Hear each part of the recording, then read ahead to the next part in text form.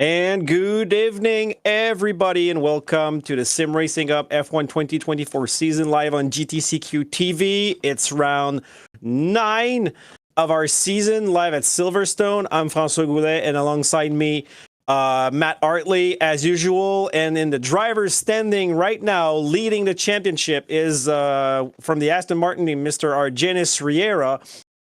Followed by Josh Mills, only 5 points behind him in second position. Janos Magasrevi in third position for Mercedes. Otto Acosta and Glyn Cooper, the two drivers from McLaren, following in fourth and fifth position. So that wraps up our top 5 for the championship. Before we talk about all the things going on in this season, I would like to say hi to my new partner in crime since this season, Mr. Matt Hartley. How are you doing, Matt? I'm good. I'm at home. It's a home track, home Grand Prix. So it's amazing. It's good to be here. It's not raining right now, which is good. So that's kind of somewhat realistic, I guess. When you said about 5 points between Riera and Mills, that's very tasty. That's basically means that we could have a flip-flop of those standings if everything goes well today. So those guys have just been fighting tooth and nail. Yeah, well, that's what we wish. We have seen these guys fighting it out since the start of the season. Riera kind of took a little advantage with a few races since Monaco and maybe prior to that. There's a lot of victories between these two gentlemen.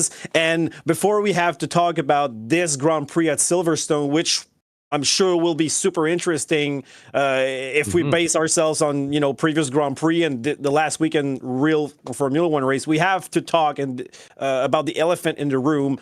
What went down in Spielberg 2 weeks ago between our two leaders in the championship after a mistake that we unfortunately missed on our screen from Riera. Mills managed to catch up Riera and something happened on track. So you investigated on that. There, some claims that have been made. So Matt, tell us a little bit more about what went down. I sure will try. It was a difficult one because even on the live, we thought racing incident. Right, that was the first thing we saw, but we only got one look at it, and it was all very fast, and it was all very frantic, and we were really, really excited that there was that fight going on for first place. So, we definitely thought racing incident right away.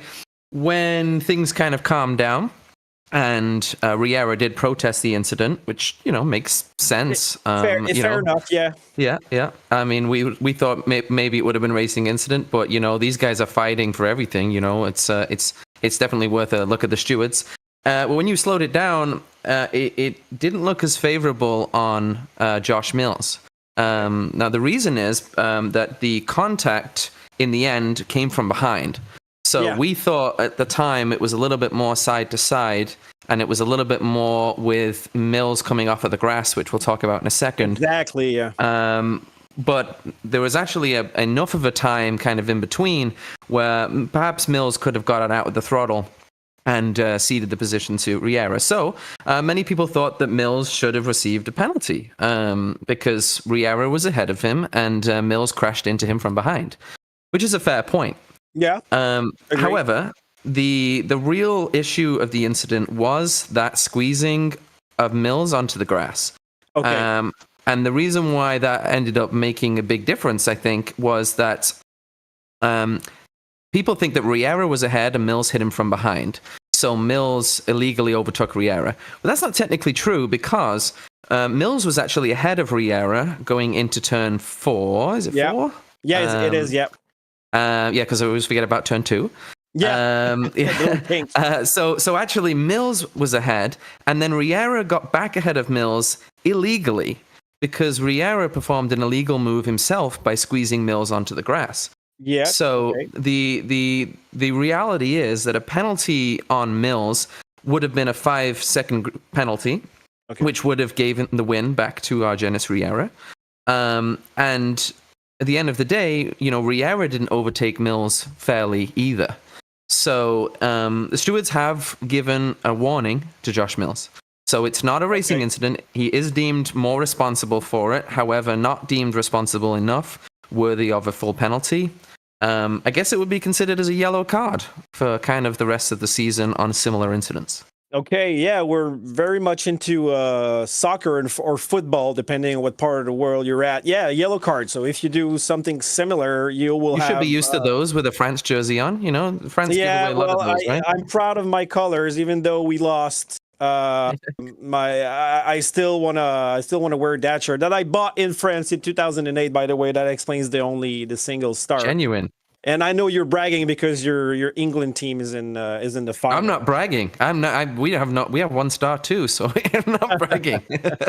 All right. So Well, what did you okay. think? What did you think then of that incident? Really quick, Well, just before yeah. we. Well, when it happened, exactly like you said, we saw Mills being squeezed, and since I never played that game, and I asked you about that, I was wondering how that trip off road affects the grip on the tires. Mhm. But it happened so fast. We don't analyze the telemetry. I didn't see the inside of the car.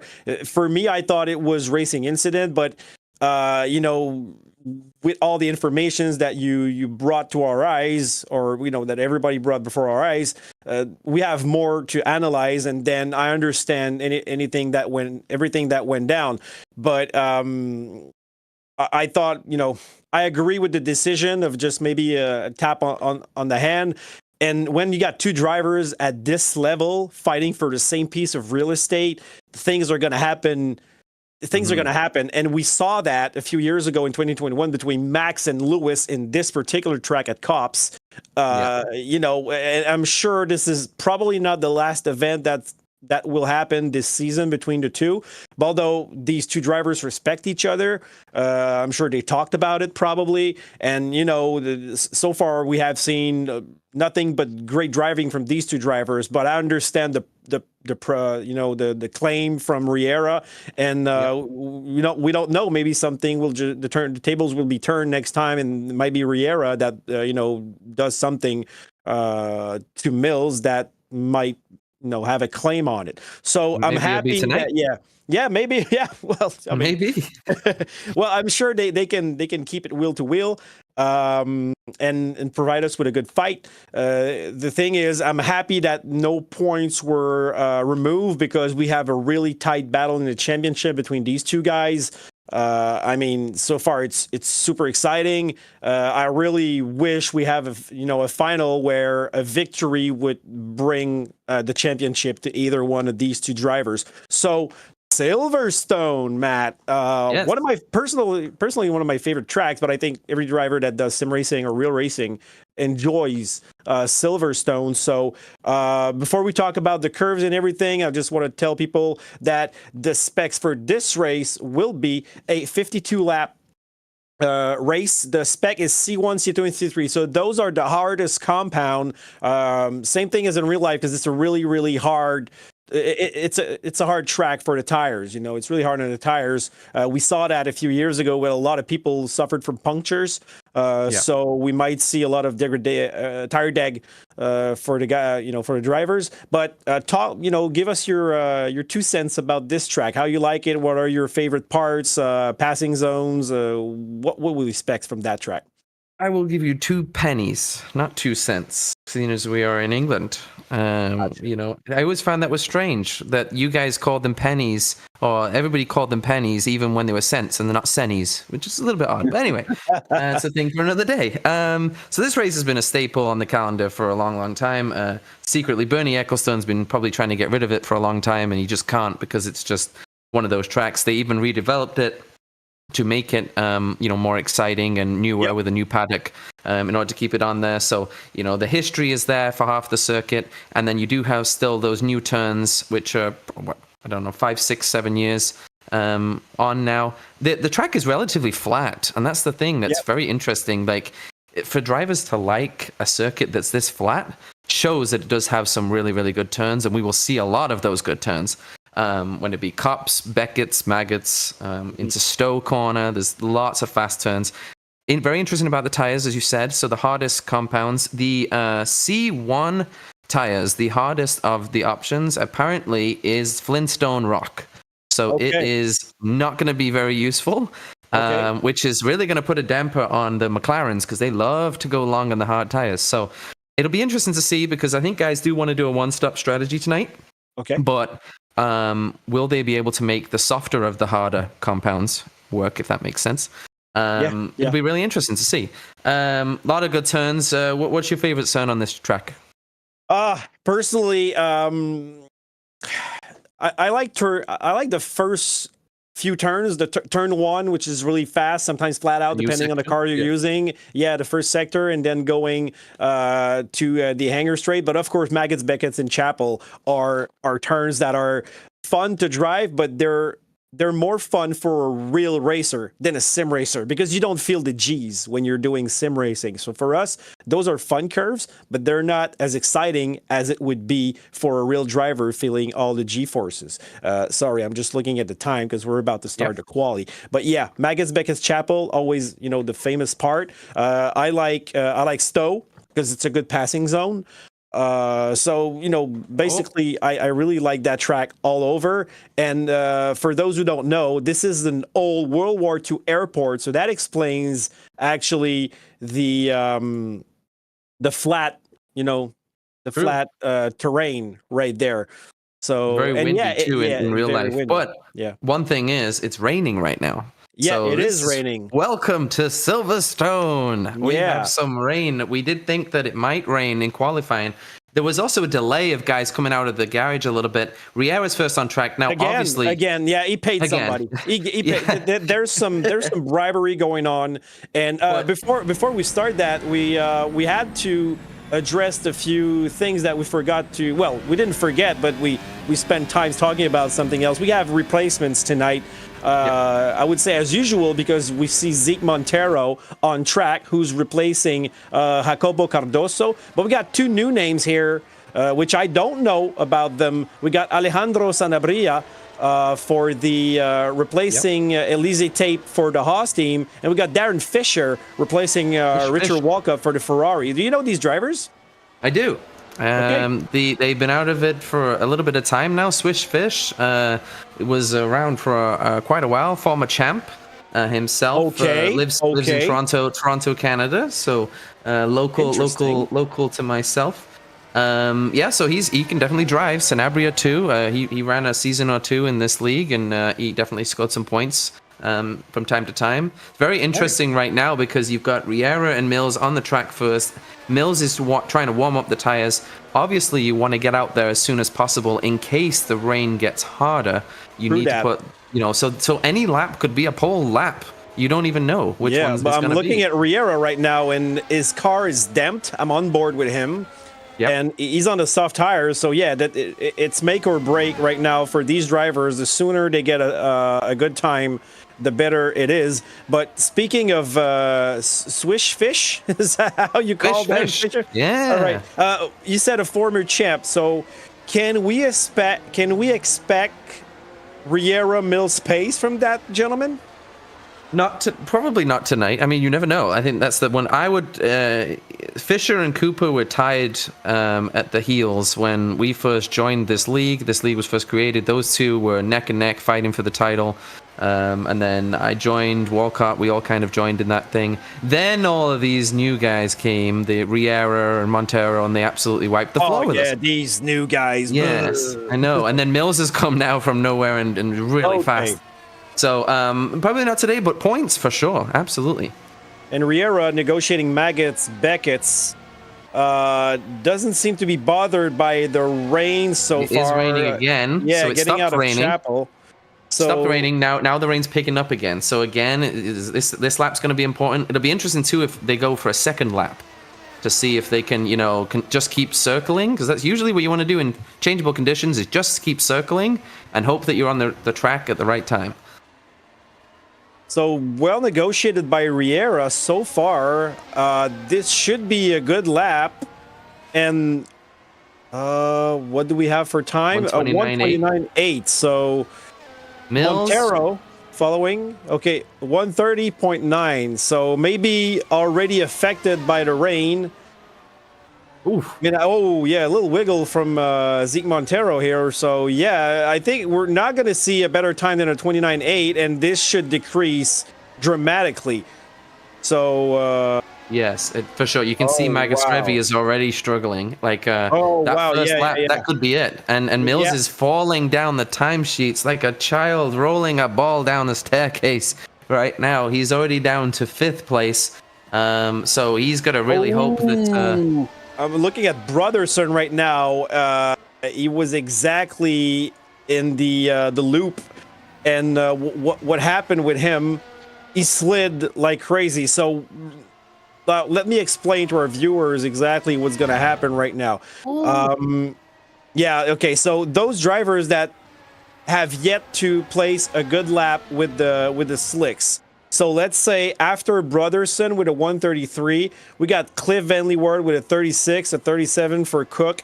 These drivers, and correct me if I'm wrong, they will have to take inters and try to fight outside of the top 10 because there's no way they can improve on the fastest times in the 133-ish. But what are we looking for, Matt, for a lap with the intermediate tires, time-wise? Do you have any clue? Or Well, I would think right now it's going to see somewhere in that 32, 33 range, maybe even slower. So yeah, probably.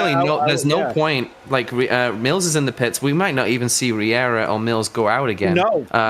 Riera's going out again on the softs, but they're not even going to try and put the inters on because Riera knows he can't beat his time on inters. So, no, yeah, exactly. So that's what reality I'm talking is about, like the rest of the let's say position 11 to 19. Yeah. Might be worth a go, but it stopped raining again. So the thing is that it just keeps. It's just been light rain and off and on. So now the grip's starting to come back. I was watching Cliff Van Leeuwen going through Chapel Corner, and it seemed to be a lot more grip than there was a lap earlier. So we missed Magus Revi's lap again. We always miss Magus Revi's lap. He started a new lap now. He's already off the track. Yeah. He's already off the circuit. So it's still wet out there. So we will, unlike NASCAR where they don't have these jet dryers, we have to count on the drivers to create a dry line. Yeah. I like rain. It's a great equalizer, and we witnessed it last weekend. For those who didn't see that Silverstone race, seriously, go look it up. It was one of the best races in a while. I'm not gonna do any spoilers if you haven't seen it, but I don't think anybody that is watching this SimRacingHub has yet to watch the real race. I mean, when you're a racing fan, you're a racing fan.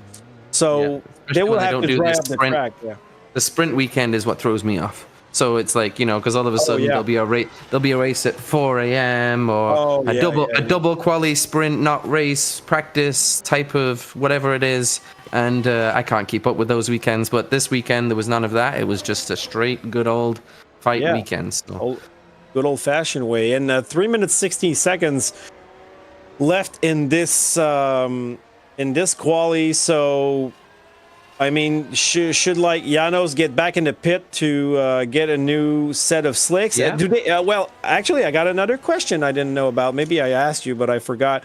How many sets of tires do they have? Is it unlimited, or they have a certain amount of tires they can use?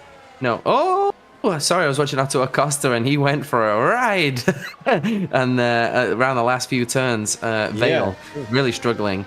But no, they have unlimited amounts. They just obviously have to use both compounds in the race, and I don't even believe they have to start on the same compound they qualify on. That's a rule that's been gone either this year or into last year. Yeah. I can't keep up, but the idea. The idea is as simple as you want the guys on the fastest tires putting in the fastest times, and that's what we're getting right here. So it used to be the compound from Q2.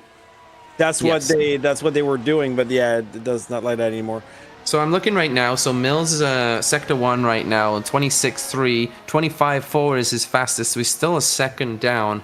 So, it's going to have to dry out very quickly for this to really make any difference. And I don't think it is. So Lalancet, little Rainmaster, he put in a pretty solid time in P6. And remember, this was just one lap that all of these... The standings haven't changed. It's like the screen is frozen because there's nobody improving right now. Yeah, I'm looking at Lalancet. He just negotiated cops and arriving at that Beckett's sector. Yeah, so it really looks like a fun sets of curves to negotiate with a real car, and a lot of new tracks nowadays are trying to reproduce these iconic corners. We're talking about maybe Austin. They're trying to reproduce these S's like in Suzuka or this track. So no wonder drivers like this track so much, because every other racetracks are just trying to reproduce these conditions. And they're not doing it successfully. Somebody just improved. Richard Haney just went to P12. I'm actually on board with Glenn Cooper because he's down in 17th right now. He's on a 39.7. It's raining again. So let's keep an eye on Glenn Cooper and see if he can improve on the 39.7. It's not gonna worry the top 10, but if he can put in a lap, maybe he'll jump up a few spots. Maybe he's gonna put it in the wall. So yeah, let's see. 5 pounds. He loses it at Stowe. Yes. Yeah, you can see it's getting wetter and wetter and wetter, and he's gonna right go into here Stowe, down to 5th. Very gentle. I lost on 5 the power. pounds. Okay, so sterling pounds in Canadian. It's a lot of money. That does, yeah. Oh, Look at that! Look at that! Yeah. Now you can Beautiful. feel the slippery condition. You can feel it. And Cooper did not. He did improve. He improved only 2 places, but he found 3 seconds. So it was worth a go for Cooper, yeah. but he's still down in piece 15. Well, so we that's can what expect. happens. Yeah. You missed one lap, right? Oh, and he just lost it. But I mean, it's done. But the McLaren drivers, while we're finishing. Oh wow! Look at that was Riera just practicing his Tokyo drifting. While they're doing their in lap, let's talk about the constructors championship. We don't have I have the team standing. So Red Bull Racing is leading by 31 points on Aston Martin Aramco Racing, thanks to Jean-Pierre Lalancette, who managed to get good results. Unlike Ricardo Sr., unfortunately, have yet to really produce some good points. So it's only Riera that is, holding this team on his shoulder. McLaren in 3rd. So these 2 drivers, it's Acosta and Cooper. Always good fun to watch him navigate through the field. So I think for me, seeing Cooper at the back of the pack, it's going to be fun for us to see him maybe do some overtaking frenzy. For sure.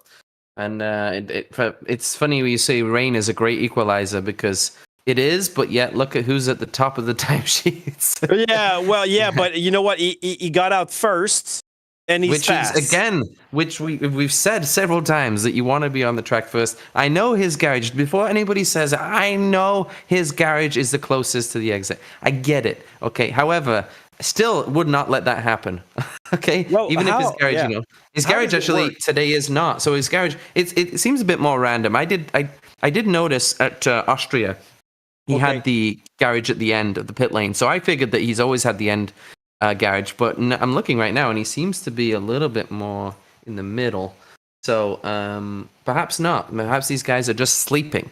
But or maybe out of respect, they're letting the leaders, because I know these guys are talking in Discord, and they might have a consensus amongst themselves. And speaking of Discord, today we'll try to do interviews at the end of the race, so stay tuned, because we'll try to get the podium drivers.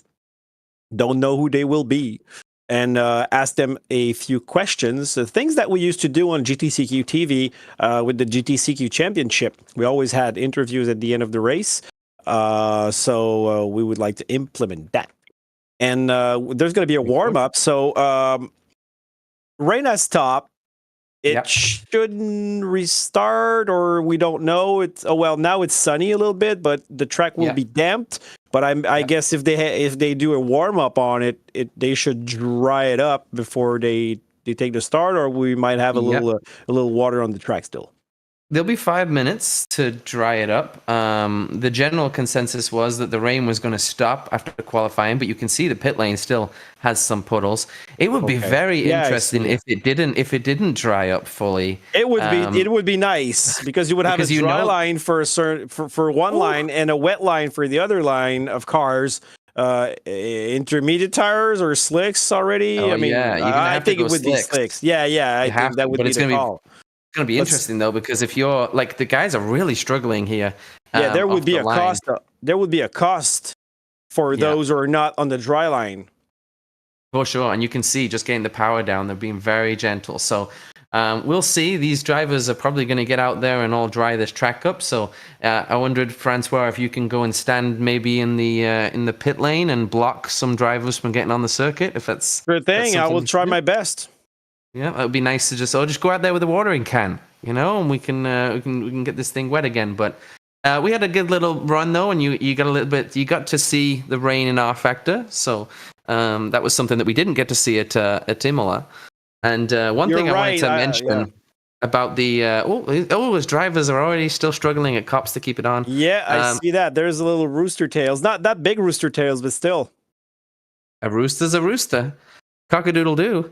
And is that what a rooster says? I don't even know. Yeah. But the thing is, one thing I've noticed, the 2 races that I missed, Argenis Riera won. The 2 races that I made in between, Josh Mills won. So I apparently am a good luck charm for Josh Mills. You're a rabbit's foot for for him or whatever. And both of those races, he stole. He stole those from Argenis Riera. Imola was Riera's, and same thing with Austria. So can he do it again today? Or is Riera going to get back? I mean, Mills is going to be down further on the grid, and not what you want to be doing if it's a little bit damp, for sure. Yeah, Imola was a shocker about that Riera, not having this dual tire switch that he was supposed to get, and we talked about it. Maybe he was expecting rain. Maybe he was listening to us, and we were like, "Oh, there's clouds. It's gonna rain." Oh yeah, so it would have been a great call if there was rain. And if there's rain, the dual tire compound rule just gets off, like in real life, doesn't it?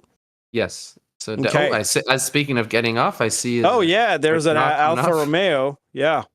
Oh, so speaking of Alfa Romeo 8 and 9 or 9 and 10? I saw they were both in the top 10. Oppenheim and Brotherson 8 and 9. Yeah, it's very good. Yeah, I had 19 drivers on track earlier. Now I got only 18. Otto Acosta has gone. He says that he's got some VR virtual reality issues. Otto Acosta's gone? He might come back. Usually, this is what warm up is kind of for. Yeah, you're right. SimRacingHub is also, we're quite friendly, and we do potentially wait if we can. If we like to get all the drivers on. So, gotcha. Especially because this was a VR issue and not necessarily a lag or a ping issue. He's still in the Discord. I can see that. So mostly, I think we can recuperate Otto Acosta. It would be a shame to not have him tonight, since he showed up, and we like to see McLaren drivers go through the field. While we're waiting, because there's 1 minute 30 seconds to do in the warm-up, let's you want to do this alternate and talk about the starting grid?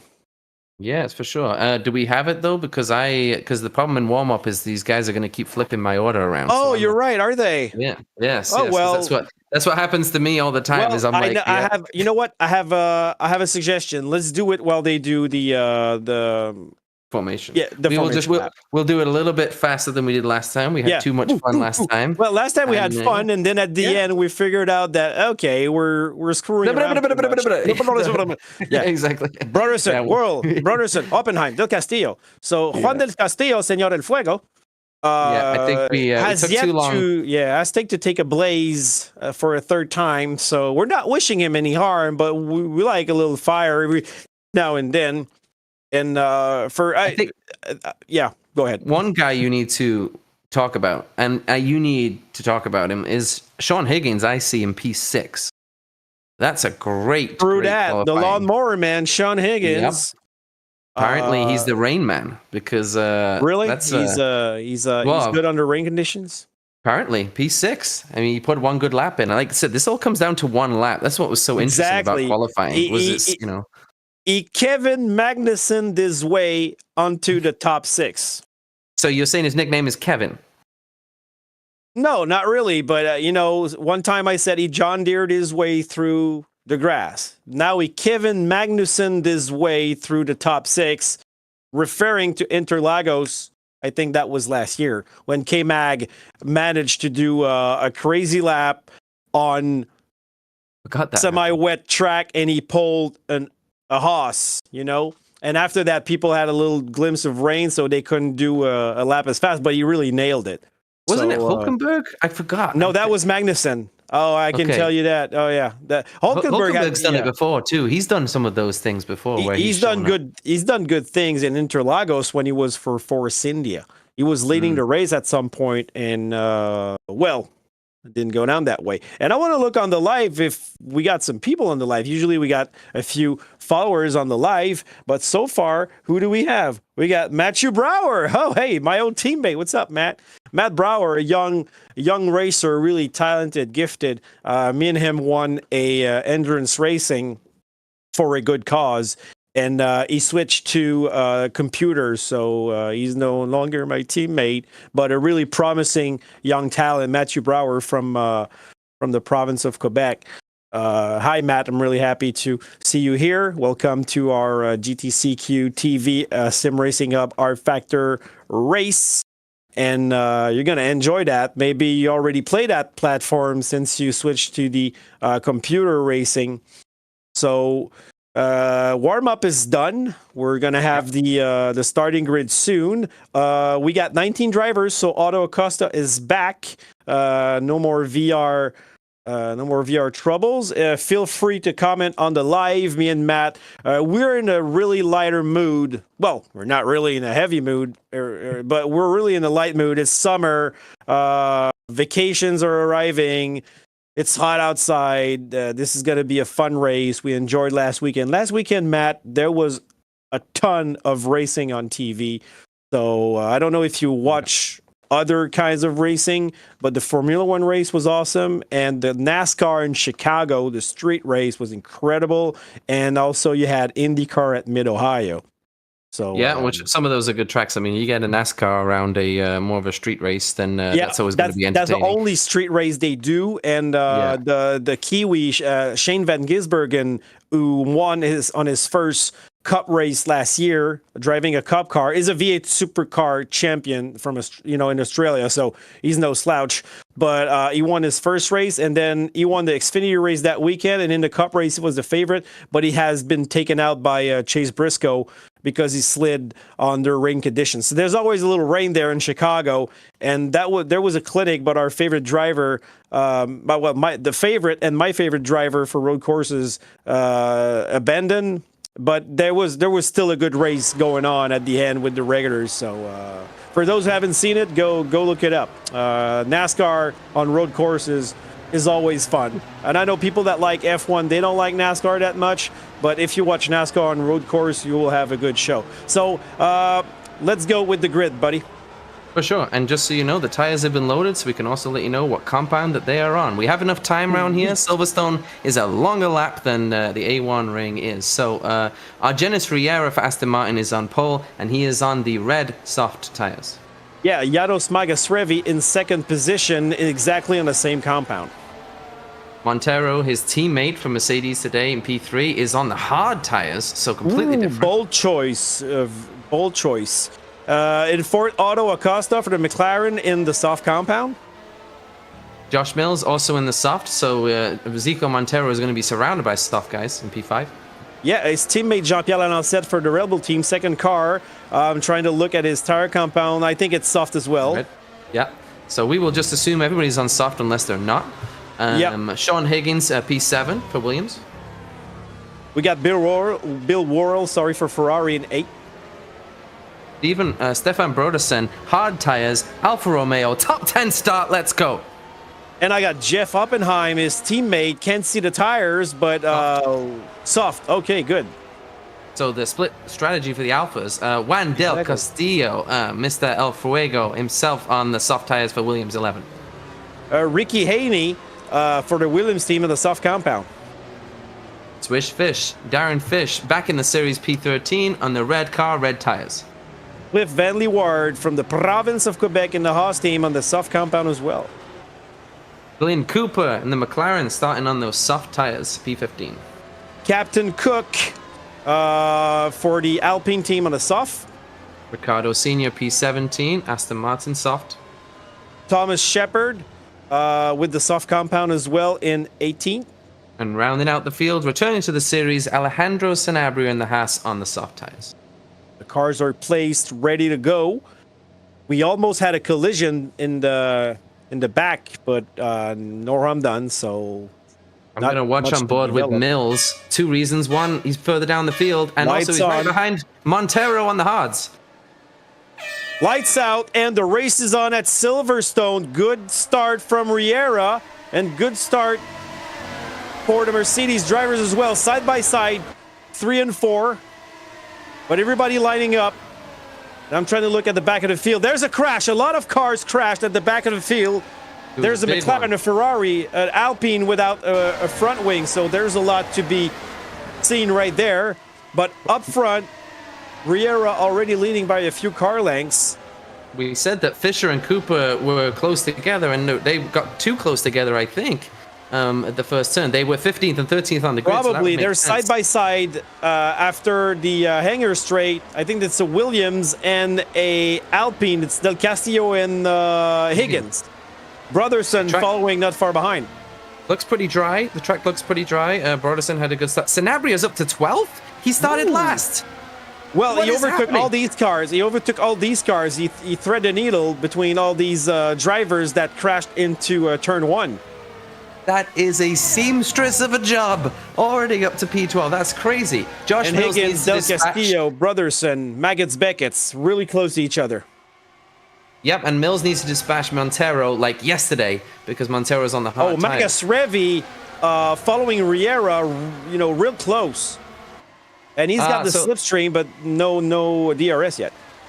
So Magas Revi is on the hard tires, so that must have changed. That was a glitch. Montero is on the soft tires, so they've switched around. I think all we saw from the hards were actually soft, probably. Yeah, they're changing around again now. Watch out! The Mercedes of Zeke Montero a little wide at turn 1, and Mills is looking really. He's looking for a fight right there. He doesn't want to wait too much. He wants to be on the attack mode. So apologies. So the game, RFactor is playing games with us. Here comes Mills, but everybody is on the soft tires at the front. DRS open. Mills. For Mills. Showing his nose, but not quite. So I'm looking at Mills, Montero Mills, and Acosta is lurking in the shadows, just waiting for something to happen here and maybe take advantage of that situation with the 2 drivers slowing themselves down for 3rd position. Yep, so the game definitely got us because everyone's tires changed. It's actually only I don't think there's anybody. Right? Yeah, everybody's on the soft. So there you go. So there you go. That we know next time. There's John, the Captain Cook, is already in the pits fixing the Alpine. Yeah, he lost his front wing, so that's no surprise there. And there's a little train for 11. Yeah, separated out right now. There's kind of the same gap, but Riera's not. He's not pulling away. Yeah, from Magas Revi, which is very. Look at Haney and Shepard. Haney negotiated his out of Chapel, and there's also Sanabria and Hoppenheim. So we got a lot of fighting going on here. Fun stuff. Sanabria, I still don't know how you got into P12. That's an amazing start. I told you 3 times there was a huge crash. Yeah. How did he not get involved in that crash? So he's already down to P13, so he needs another big crash. But Oppenheim is recovering back to the field. Both of those Alphas are out of the points, unfortunately, right now. Castillo is climbing his way back up, but the top 6, I believe, remain unchanged from the start. And I would like to say hi to No Specifics, who just joined the fun. Josh Mills' girlfriend. SVG could have won that cup race. Oh, okay. So she knows. She's we like the same racing. Specifics. Thanks. Yeah, Briscoe. Yeah, I know. Briscoe didn't do that on purpose. I agree with that. I mean, nobody does, and that's unfortunate. But there's more from these drivers in this season to follow. So one thing we've been going to be watching today is going to be the track limits, specifically at Stowe and at Copse Corner, because there could be definitely penalties handed out either in game or afterwards. I believe the in-game penalties are turned down to avoid unnecessary penalties, but there could be penalties coming afterwards. Montero, I already saw, he just made his own corner at Copse one time, so that's got to be already a warning for Zeke in P3s. Obviously giving it the beans trying to keep up with these two drivers in front of him. So how does it work, Matt, exactly? If you if there's track limits infringement, does somebody have to be the snitch on this, or there's actually somebody looking at it thoroughly? Or it has to be called by a driver? Our stream is broadcasted in every single country. Of course it is, yeah. Yeah. So I mean, millions of viewers watching. So thank you by the way for tuning in. They're not going to get away with it. They're not going to get away with it. And at the end of the day, it has to be consistent, and it has to be something that is pretty easy. And at the end of the day, if you draw the attention of yourself, then people are going to start looking into it, and then you're going to see time penalties handed out. So those could change. Obviously, we hope they don't, but the front two are pulling away. But the one thing that's really interesting is I just said the front two are pulling away. Magus Revi is on fire here. Through that, and you were talking about bringing attention. Now, my attention was turned on Zeke Montero and Mills, because Mills is growing impatient, but isn't Montero's dirty air, so he can't do anything right now. And at the back of the pack, got Senior and Brotherson still close to each other. And you mentioned it, Magus Revi and Riera. Magus Revi is on fire, like you said. He's got the adrenaline pumping up, and he's not letting Riera going away. And look at their best times. It's just 1/10 apart, not even. Yeah, he's not pulling away from him, and Magus Revi is just trying to stay in the DRS zone. And the one thing that's nice about the DRS at Silverstone is you can potentially save your tires if you can just sit in the DRS of someone. So yes, you do get the dirty air, but if you can sit in the DRS of somebody, then you can actually afford to lose some time around the corners and catch it back up on these long straights. So we'll see. Mills doesn't seem to be doing that. Mills is trying to give it everything to pass Montero, but Montero's got some good speed. Brotherson and Hoppenheim real close to each other, so the two teammates from the Alfa Romeo team at Copse. No, sorry, turn one. My bad. Abbey, yeah. Into Village, and they're going to be tight, these two guys. We haven't seen them come together yet. They've been on the same part of the track for a while, and there's a fight just in front of them as well. This is we're on board with Haney, who's going to overtake Senior. I think Haney's going to have him right now. He should do. Yeah, both at the same time. Look at the view. It's incredible. We saw the Alfa Romeo into Williams just pull out at the same time. It's okay, you're not watching racing. You're watching synchronized racing. After synchronized swimming in the Olympics, we got synchronized racing on the Olympics for Formula One. And these guys, they're not even swimming because it's dry. So that's the thing that we talked about. We talked about the rain. Yeah, we talked about the rain and how it will be a factor, and it's been no factor, and it's bone dry. And the other thing we talked about was Magus Revi keeping up Riera, and he's not able to do that right now. Riera's starting to pull out with a purple 1:31.0. And Mills, real close to Montero, less than half a second on the start-finish straight. He's got to do him. He might even do them into Village Corner right here. Look at that. A little bit far back. Oh, he might have it on the break here. Do you think? Oh, he was looking. No. Ooh, he hit the little sausage. A little slide here. Yeah, he's not getting the best exit out of this corner, and you can see how much Montero has pulled away, and you're going to have to wait for a few more corners for that pass to do. OTTO is nowhere to go. He's racing nobody right now in P5, but he's still in P5. It's not a bad spot. Yeah, I was expecting Mills to stick around and maybe having a go at the hangar straight. So Fisher and Cooper are still running, and they're still running close together, but they're down at the back of the field. John, the Captain Cook, has parked the ship for the day, so we have lost him, so we have 18 drivers still going. Unfortunate for Cook, but yeah, his car must have been, on the big damage protocol. Yep. He must have lost more than a front wing on that one.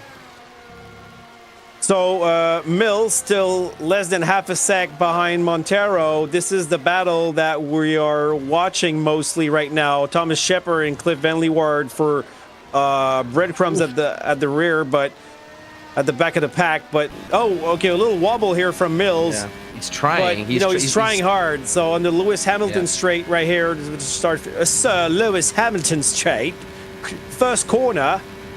Is that actually called that now? It is really? the Hamilton Straight. Yeah. Why did they name such a bad part of the circuit again after him? I don't know. Well, actually, they probably all had names that they couldn't change. So you could change a name. There's the Hamilton Bridge. We're going over the Goulet corner. And then we got the Hartley, and not Brendan Hartley, but Matt Hartley. Double right-hander, and going in front. Yeah, going in front of the Jazz 30. Jazz 30. I think we ruined it. We ruined the track. Sorry. Just so you know, Mills just went wide, so that's one for Montero, one for Mills at Copse. So Copse definitely seems to be the place where they're struggling, but Mills is just falling so far back through those high-speed parts. And this wouldn't be frustrating, Mills, if this was for P1, if that driver ahead was Argenis Riera, but it's not. That driver ahead is Montero, who's no slouch, but he's lapping almost a second a lap slower than Riera, who's pulled out 3.1 seconds now on Magus Revi. So either Janos is struggling on the tires and trying to back off and save them because, drivers do want to make these softer, harder, whatever they are, compounds go further. So that could come back into it, but I wouldn't want to give up much more space than 3.6 seconds. Well, it's unfortunate for Mills right now, championship-wise, because he has to negotiate with these two Mercedes. And when I say two, he has to negotiate with the first one before we get into the second one. But we know that Riera, even though he's very much in control for a few races, he has made mistakes in the past that cost him actually 2 wins. The one in Spielberg and the one in Imola. So it's like who said that? Yogi Berra, the baseball. It's not over till it's over. That's right, and it's not over until it's over. That's what Cooper's banking on right now. Let's watch with Glenn Cooper. We don't want to miss any action at the front, but there's 3 cars there. Yeah, he's catching up. He might even pass 2 in one corner because he's lapping much faster than these 2 drivers ahead. So we'll see if Glenn Cooper can kind of give us some excitement down. We might have synchronized. We might have synchronized passing right here. It's Van Leeuwen who stuck his nose in, got it chopped off. They almost here comes touched. Cooper. They almost touched. But Cooper's going to have a better corner exit. Textbook. It's a great left field pass. I mean, Cliff Van Leeuwen went from attacking Thomas Shepard ahead of him to losing a place for Cooper, but Cooper's now going to go and attack Shepard. So then we'll see if Van Leeuwen has a chance. It is very interesting that everybody started on that soft tire. Like that is really... I think I know is because if it's a little bit slippery because of the water that's still on the track, I think that's the best bet they can have, that tire. For sure. Am I right? Good decision. Yeah, but I usually passing it. Okay, no. Almost an attempt at Stowe. Oh wow, side by side at Stowe. Here comes Cooper. Yeah, Cooper. Whoa, they're side by side. I think they touched the wheels. They might have brushed the wheels, but no harm done there. And well done by Glenn Cooper. Good pass on Thomas Shepard. And look who's coming. Cliff Van Leeuwen with a lot of speed on the Hamilton straight. Pass into Avi. Yeah, he will. Oh wow, I thought he would have it, but.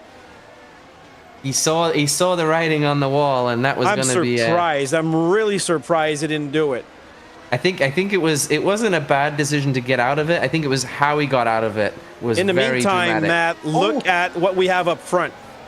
Here comes Van Leeuwen again. Yeah, we got Magus Revi who got caught, and Van Leeuwen overtaking Shepard in the meantime. But we're going to get back at the front of the pack. Montero, Mills, and Magus Revi within a second and 1.3 seconds of each other. We got Montero going wide at Stowe, and Mills is looking at the 2 drivers from the Mercedes camp. Something's gonna happen soon here. There's gonna be a switch of position. I can tell you that. Now, I didn't see this. Maybe you saw it, but where did Janos Magasrevi's pace go? Like, did it just walk away? Did we miss something? Because all of a sudden, Magasrevi is looking like a roadblock out there, and these guys have caught him up very quickly, and he's making life a lot easier for Argenis Riera. So, is the teammates going to have team orders here, and they're going to let Montero go? Because Magasrevi is holding him up for sure. But Montero is a ringer, and Magasrevi is full-time for the Mercedes team. But Montero has been racing for Mercedes, I think, 3 times since the start of the season, if I'm not mistaken.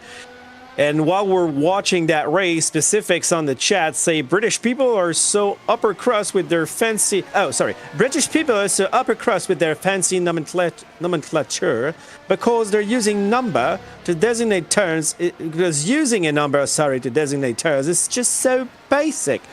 Totally true. I prefer a real name of a corner than just like, oh, in 3, in 4. It's easy, 3, 4, but it's fun to have like... the Hartley and the Gulag corners. Yeah, I mean, you know, we could just name them Red Water, right? Like that's much better. So exactly.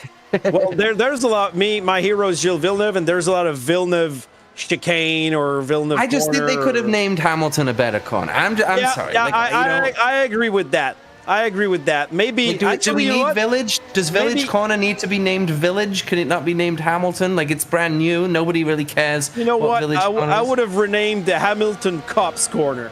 Yeah, after the Max Verstappen incident, like, you know, memorable incident, right? Yeah. So well, you know what? It's such an iconic name that even if you rename it Hamilton, it will stay like, hey, it's the Hamilton Corner. It used to be Cops, but you know. Both names are still sticking since it's just like implemented. And Mills is still growing impatient. He's stuck to Montero's bumper. I was about to say George Russell, but... Yeah, Acosta's not a million miles away either in 5th. He's kind of sitting here and he's slowly catching. He can actually see. Behind. Oh, when you can see... I'm sorry, Montero he was out of bounds at Stowe, and he didn't help him. Yeah. But the Chapel corner is where Mills is really struggling. He needs to, you know, learn how to. And here comes Montero up the end. No DRS open. What's going on? He must have been too far behind at the section, or maybe. I doubt it. I think there was within a second. Is that the regular rule, like in real life, or how does it work? Am I okay? See, Mills is so much better on the brakes. I mean, yes, it's the what do they call it? The concertina effect. But I just think, yes, we say accordion effect, but it's the same thing. Hamilton. Well, I got a question, though. You think Mills is actually saving tires while he's stuck behind these drivers? Maybe trying to do an overcut? Oh, look at that. If Mills is saving tires... Okay, now he's got it. It's going to happen now. It's going to happen now. No, because he's got DRS. Yeah, but he had a great corner exit. Montero has DRS. Yeah, but Mills had a great corner exit. Oh, whoa, side by side on the rumble strip. But Montero having DRS... from his teammate, so I don't know whether I don't know if Magasrevi's intentionally, you know, pushing back there. I doubt it. That would be a big tactic to keep his teammate in DRS range, but it worked out that one time. Let's see if anybody goes off at Cop's corner. No, everybody's behaving this lap. So again, you don't want to do it multiple laps in one go. And Acosta's again still not a million miles away. Jean-Pierre Lalancette, very quiet race in 6, and Sean Higgins is still riding in P7. Oppenheim overtook Ricardo Sr. After the hangar straight, so, just a little change of position there, but we're still watching the Mercedes up front. That's the battle, which is the most exciting right now for second position. So 3 drivers, we got Magasrevi, Montero, and Mills fighting for the same piece of real estate, second place on the podium. In the meantime, Argenis Riera is leading with a hefty 9-second in front of Magasrevi. So once again, controlling the race for Riera, but as we said, nothing is done till the end of the race. On the live specifics, still, she's shooting us flowers. She likes the way we think about renaming some corners here. So yeah, we have good ideas. We're You know, we're clever dudes. Me and yeah. You should But name we the like Hamilton. Yeah, we like suggestions. We should name a corner after Josh Mills, and then and that would work out. Mills is all over the back of him now. You have to do it here. That. Yeah, it's gonna happen. It should happen. It surely has to happen here because there's no a DRS. Mercedes and a Red Bull at Cops. Deja vu. And you see Montero hit the grass. You could actually do a pass into Beckett's. This would be kind of immense if you can. Look at that. But there is a way to do it. Each other. Great racing going on right now. Mills completely did every one of those 3 corners wrong, and it's cost him time. So in that scenario, yeah, possibly. And guys are struggling to overtake more than I thought that they would. Yeah, certainly the fast guys. I mean, we've seen passes, but it's been Glenn Cooper overtaking his way back through the field. So guys are struggling to pass. I just think that in those circumstances... Sorry, I'm reading the live. This is funny. We're upper crusts dudes. Well, we're just waiting for the party invitations, you know? See, Mills is too good on the brakes. That's his issue. He's going too deep into these corners and not worrying about the exit, which, again, snapping. Yeah, unfortunate.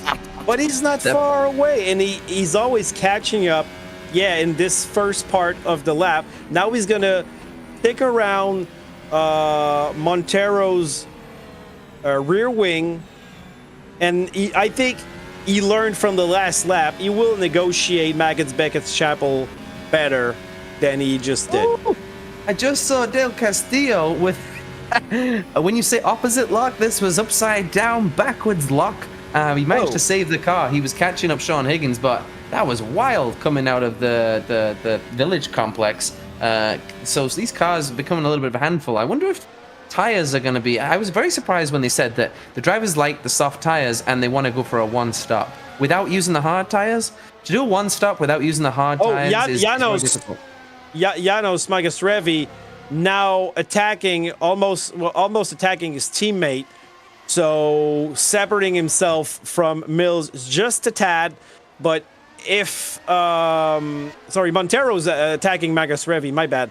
But if these 2 Mercedes drivers are slowing themselves down, I think Mills is going to take advantage of that right away.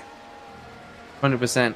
We have a fight a little bit further down. Yeah, further down too. But I don't want to look away from 3rd and 4th. So you enlighten us about whatever's happening with Brotherson, Van Leeuwarden, and Sanabria.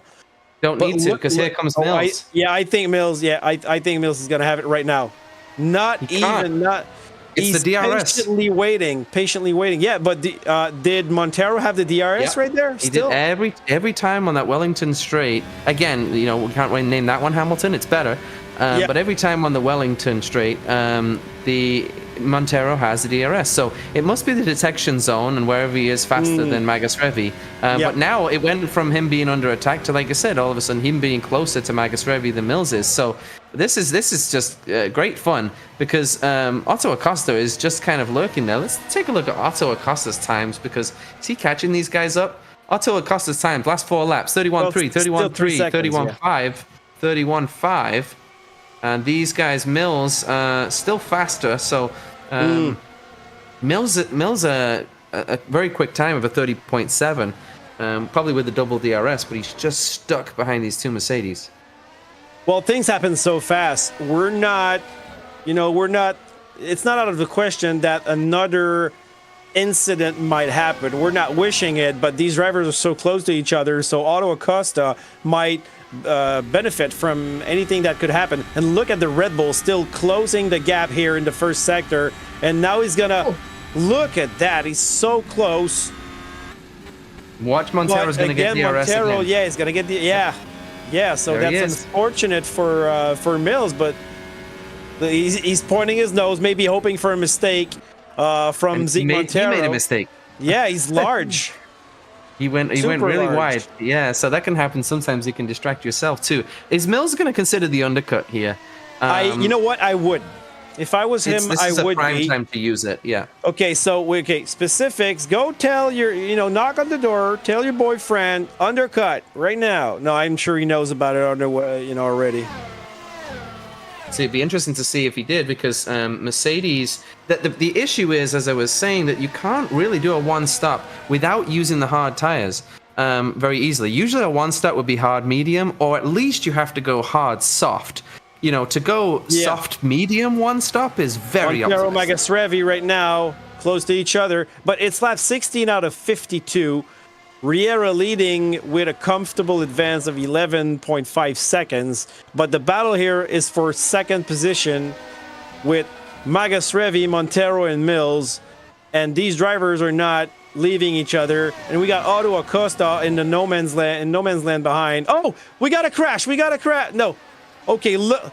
Control loss, not even a crash, but yeah, Montero lost it at turn 1. I think he clipped the rumble strip, and that's going to cost him a position, but he's going to be on the attack, and Mills now on the podium. Free gift. Mills now was given the gift of life again, and he's going to be behind Janos Magasrevi in about 1, 2, 3 seconds, because he's much quicker than Janos is, and now Janos is not going to rear blocker anymore. I was busy on board with Del Castillo in P8, who's caught up Sean Higgins for P7. These two are having a really, really good fight. They're very close together in the two blue cars that look too similar for me. Oh, that's a good line from Castillo. Going into the corner, he's going to make a pass, I think, here. I'm watching it, but every time we say, how did we miss this? I was lucky enough while we're seeing the pass from the Alpine. Oh, close to each other. Oh, no, they touch. Del Castillo spinning, and the Ferrari avoiding the contact. Bill Worrell with the free gift. Whoa, incredible.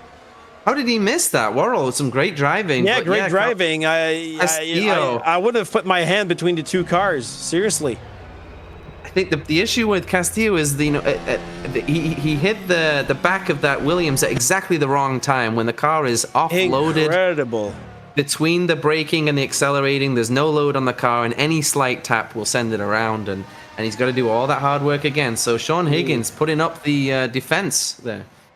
Oh, wow. Well, so as I'm seeing the Haas behind the Alfa Romeo, I think that's at Cops. Yeah, so these drivers, Sanabria, Broderson, close to each other. I was about to point out Montero, so I was lucky enough to see what happened, but also what about that, control that he had? So he managed to, managed to keep the car safe out of the kitty litter, out of the walls, and get back on track, and just losing a position and right back in the fight, Zeke Montero. So hats off. Yeah, you said crash, and then I was looking for the crash, and I didn't see one. I was sure he was about to crash, because when I saw the car spin at this speed, I was like, sorry. So, oh, that's good. And Mr. Del Castillo was the first guy to pit. He pitted after his little spin around. He's got the medium tires on. I'm sorry to break it to you. I just don't think it's going to happen going to the end of the race on a medium set of tires from this point forward. But he's got a new set of boots on, and we'll see what he can do with it. Well, he's probably going to do another set of softs. We never know. There's no undercut now, unless Zeke Montero wanted to undercut and try and get that position back, which would be very entertaining. I mean, nothing to lose. But Acosta's catching up Montero because of obviously that mistake.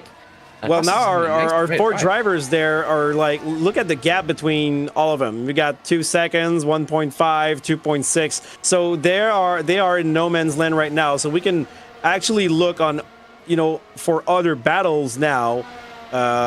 We got Higgins and Worrell, and we got Sanabria and Broderson still at the Maggots Beckett's Chapel section. But I see the line between Magasrevi, Mills, and Montero, and I'm going to keep an eye on it as soon as it closes up. Ricardo Sr. retired from the race, so that has constructors implications, of course, for the Aston Martin team. Well, yeah, another, as I said in the intro, very unfortunate for the Aston Martin team, so he's not scoring any points for now. And if you look at Jean-Pierre Lalancette and Josh Mills, even though Riera's winning the race, both drivers are scoring good points for the Red Bull team, which should provide them with enough points, to maybe increase the lead. You got Otto Acosta in 5th and Cooper in 11th. So the McLaren drivers almost, both almost in the points for Cooper.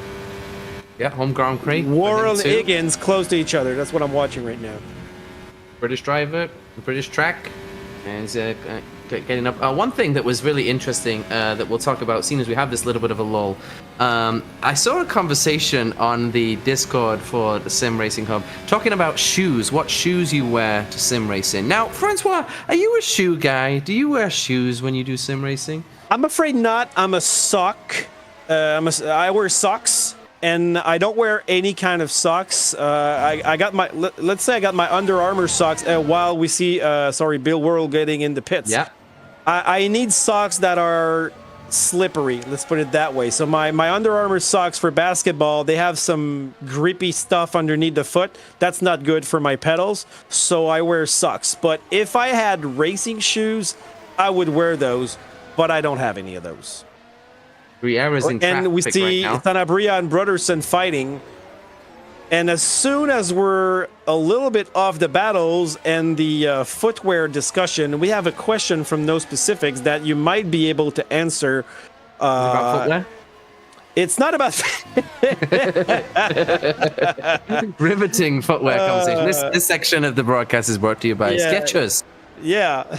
Well, specifics. Okay, we're going to answer your questions, which I'm going to ask in a few seconds, but we have a question. What does Josh Mills wear for footwear during the race? But the question from No Specifics, easy.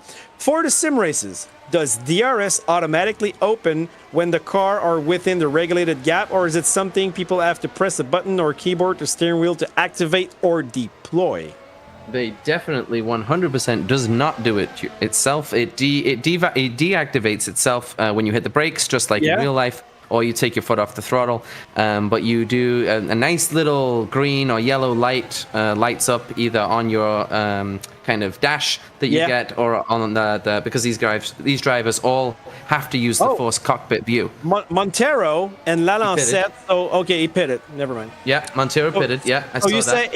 You say it toggles itself, or you have the green light, but you don't have. No, so it doesn't toggle itself. Okay, you have to push it on, but it closes by itself. Okay. It closes by itself, just like in real life. When you brake, and it's when the light comes on that you have DRS, like it warms your soul. All of a sudden you have this magic button, but what happens is sometimes it blinks that when you go through the detection zone, so you have it before you actually go through the activation zone. So you're kind of waiting for it, and you've kind of got this moment of like, So Montero put on the mediums as well, but yes, there's a lot of these things the drivers have to do, and I want to remind everybody that these drivers have to race in the cockpit view. This is forced by the league. You cannot race in the outside view. This is nice. I like that. And there's a fight between Del Castillo, Brotherson, and Sanabria.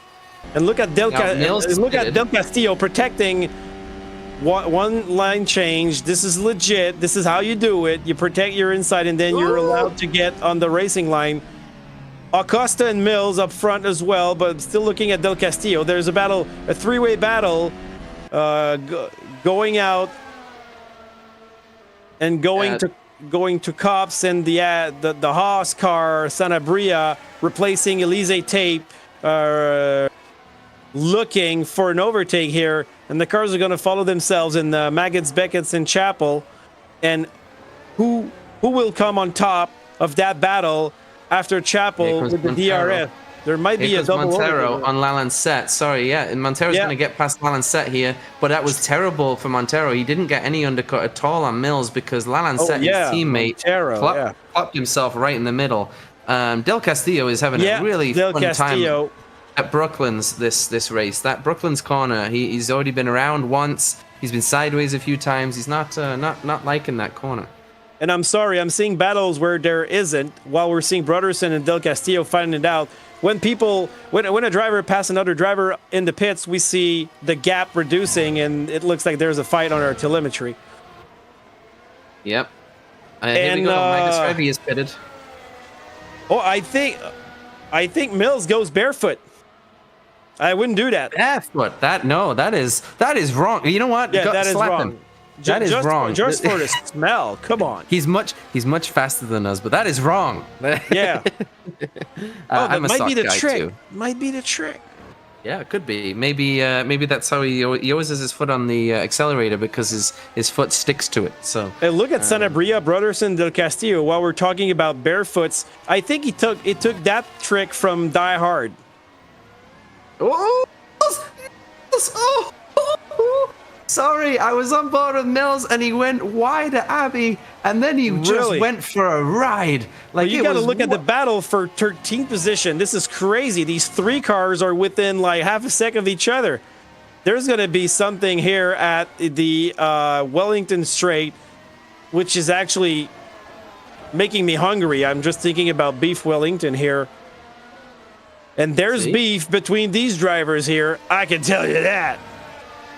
I can't believe Mills held that. He was completely off the circuit on the grass sideways, and yet he held it, and he's still in third place over Montero. So both these drivers have had a kind of a oopsie daisy run in. Magus Revi has not yet, but he's still sat in second. Interesting though, this is the dominance that Riera has. Look at that side by side. And I mean, we're having fights, we're having discussions on the life, we're having laugh about footwear. And I mean, these drivers are here for fun, and they're having fun right now. For 30 position, Broderson, Sanabria, Del Castillo, side by side, outside. And I think Sanabria is going to take advantage of that, of those moves. Ooh, over, under, side by side. This is incredible racing. Sanabria is going to do a pass at Cops right here. Yeah, this is going not to be even the for pass. Points, but can he do it? He's got the on the inside. But no, he's going to patiently waiting. You see the experience here. I think he knows that he's going to lose more time than he gains with that position. He's gonna wait for these two drivers to tangle together and take advantage of that slipstream right here. Well negotiated by the Haas car. Here we go. And DRS open. Yeah, Sanabria's got the wrong wing on that car. He's got too much downforce on that car. He looks really slow in the straight. I was not expecting that at all. Yeah, that can happen. I mean, I don't know how much laps practice that Sanabria did, finding out he was a replacement, but the car's not set up perfectly. But Riera, the dominance that Riera has right now, not only did he pull out a 12-second gap to the other drivers, he pitted after them. So he was saving his tires whilst doing it. So Riera right now would need a miracle for that to happen. So Josh Mills needs to be going through the chapel corner and hoping for a miracle, because I don't see it happening. Best case scenario for Mills today, I think, is P2. And while we're talking about Mills specifics, the girlfriend who's talking a lot with us today, well, thanks for the input. She's talking about the brake pedal being requires so much force to depress the pedal. Is he driving with a Fanatec wheel? And if yes, he probably has the load cell. Can you confirm that? Because the load cell on the Fanatec wheel, myself personally, when I switched to that particular hardware, I had to change my racing seat because it was not hard enough. So instead of me braking, my seat was going backwards since the pedal was too stiff. It's crazy. You're pushing the brake so hard that you're exactly. Because there's another RFactor F1 Racing on GTCQ TV, and I think they're sponsored by R-Seat. That's what I have, an R-Seat, one of the first ones, but my R-Seat was too soft. And now we're looking at Broderson and Del Castillo still fighting it out at the Lewis Hamilton straight. Bill Worrell put on the hard tires, so he's going Flintstone to the end. Totally. So he's in P10, but hopefully he'll be able to hold on to that. He's ahead of Sean Higgins. How did that happen? Higgins was ahead of Worrell, I believe, before the pit stops. So Worrell is having a really nice drive. Montero and Mills close to each other. Zeke on the attack, but I'm still looking at Del Castillo, Broderson, and Sanabria. These guys are not leaving each other. This has been going on for a while now. And this is great racing, great respect also amongst these drivers. Yeah, this is great racing, and I really enjoy that we're giving these guys the airtime today. So exactly, yeah, that's what I want to see. I just want to see battles. And three-way battle is better than a two-way battle. And look at that, he's just playing with his opponent right there. Look, he has way more downforce, and it shows up in the curve. But look, he's gonna lose a lot here. Yeah, bye-bye. He drops the anchor right there. Look at Del Castillo giving the old shake and bake, giving the shake and bake on the straight, just trying to break the stream. That's perfectly legal. You can, you know, this whole 1 move, 2 move thing. When you're inside move far enough away from the Haas, not quite. The issue Sanabria is going to have is that as soon as he overtakes these guys, they're going to go right past him again on the straight. So he's going to have a real hard time. Yeah, exactly. That's what we want. And also from his position, Sanabria, he's a ringer. So, okay, really, really wide at turn 1. He's a ringer. So when there's a ringer, does he score points for the guy he's replacing, or no? Okay, so he does not want to be a factor for other drivers. You know, he want to get invited to points. He'll score points for himself, but he won't score points, obviously, for the other driver that he's replacing. Okay. He will score points for the team as well. Okay. So I think that a lot of these guys, team championship is nice, but I think they still, at this point, are still looking for the driver's standings. And look at the corner exit. You want to get a guaranteed seat for next year. So I believe it's top 12 or top 14 in the driver standings. Outside pass at Cops from Sanabria. Well done. Wow. Brotherson had nothing there. And that downforce that we see on the Haas car, who's dropping the anchor on the straight, is really helping in these fast corners. And I like a car with downforce better than a car without. Here we go. He's going to get him here. The inside. Wow. There goes all the speed. And where did that speed come from, you ask? Well, the difference is he was behind Broderson, who also had DRS. And then as soon as Broderson got out of the way, then Castillo was a sitting duck in the end. Exactly. Broderson in the pits. But the corner exit, the corner exit speed because of the downforce, and then the DRS without anybody to defend with DRS between him and Del Castillo just gave him the position, and well done. But the outside pass at Cops on Brotherson was textbook. So we can go back to Mills and Montero. 1 second, not even separating these two guys. I think they're really close in times because Montero is having just as much of a hard time catching and passing Mills as Mills was on Montero earlier in the race. So I think that realistically, these two drivers are just so close together. Hey, we have insights on. So he's got a load cell for Josh Mills, and he's got options for load cell strength. Yeah, if you change your rings, for those who are not familiar with this hardware, if you're watching the race and you don't have any sim rig, you can change the rings, the rubber rings for the load cell in order to create different resistances. The thing is, I think that Mills is driving on a computer desk, if I'm not mistaken, with a rolling chair that has to be, anchored there, kept in place. And I'm sure this is a challenge because, driving at this pace, at this level, without a sim rig is really impressive, in my humble opinion. Yeah, for sure. Just the force that you hit the brakes with, and we should make sure that everybody understands that, cars don't lock their brakes. When you see a car lock the brakes, it's not because they hit the brake too hard. It's because they held the brake pedal for too long, or they turned the wheel when. So it's that you actually want to hit the brakes extremely hard. Did you see that? Mills sliding on the corner entry under braking. And I missed the pit stop on these guys, but we had such a great battle back there that, I don't think we missed anything.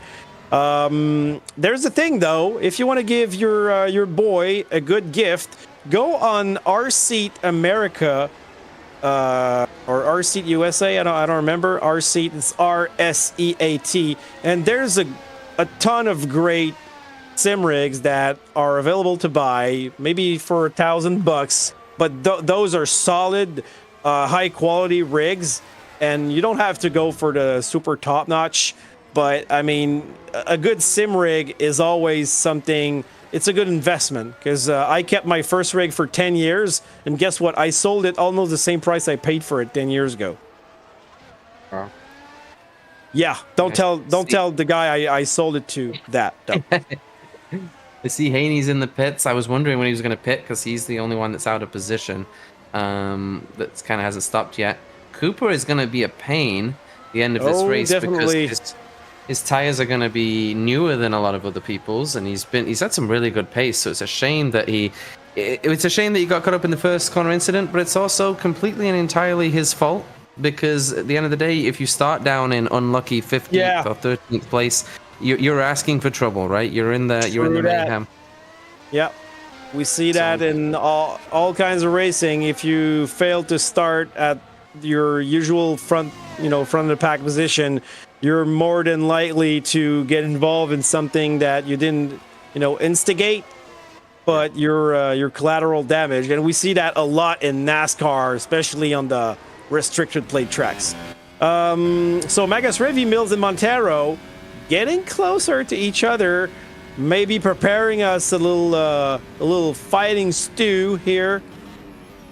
There was one year, it was about 5-6 years ago, we had a race here, and we actually had a connection issue where everybody lost connection with about 12 to 15 laps to go. So we had to get the server back up, and what ended up happening was we had a sprint race to the end. Oh, okay. It was incredibly exciting. Sure.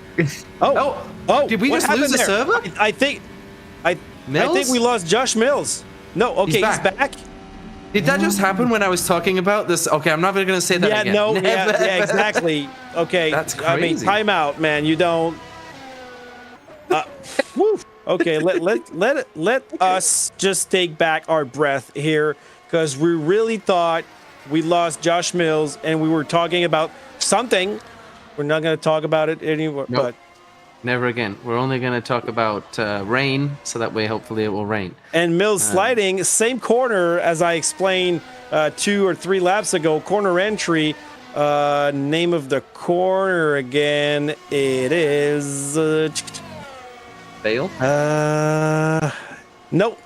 It is actually... Where am I again? Sorry, I'm just like...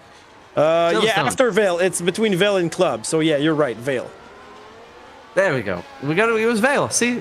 Yeah, Vale. Yeah, you're right. That corner. Yeah. Well, Hamilton could have been named that. Of course, yeah. So at the Hamilton corner... See, the thing for me it doesn't make sense is, shouldn't Vale be near Chapel? Like, that makes sense, right? Yeah, you're right. Is there a chapel there? Can you go to church? I'm not sure why it was named Chapel. Yeah. Everybody always forgets about Chapel. Everybody calls it Beckett Maggots. Why I don't know about that maggots? one.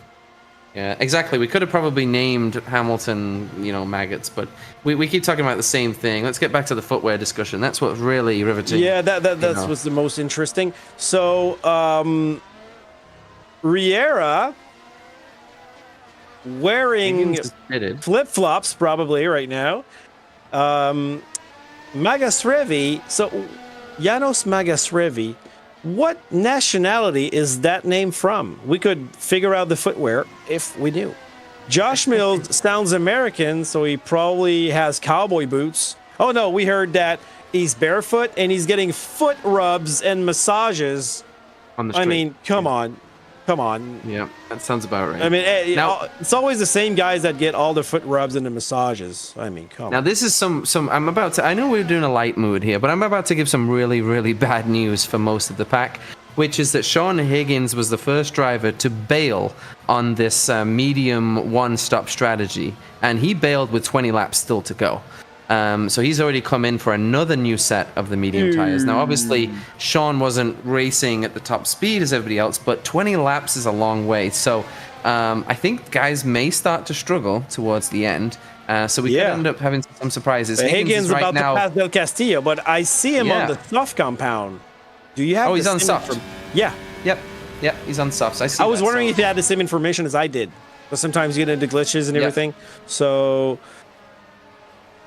we'll see Señor El Fuego, the Lawnmower Man following Señor El Fuego. at the Beef Wellington straight. Wow, Castillo's car on the straight is it's a Metro.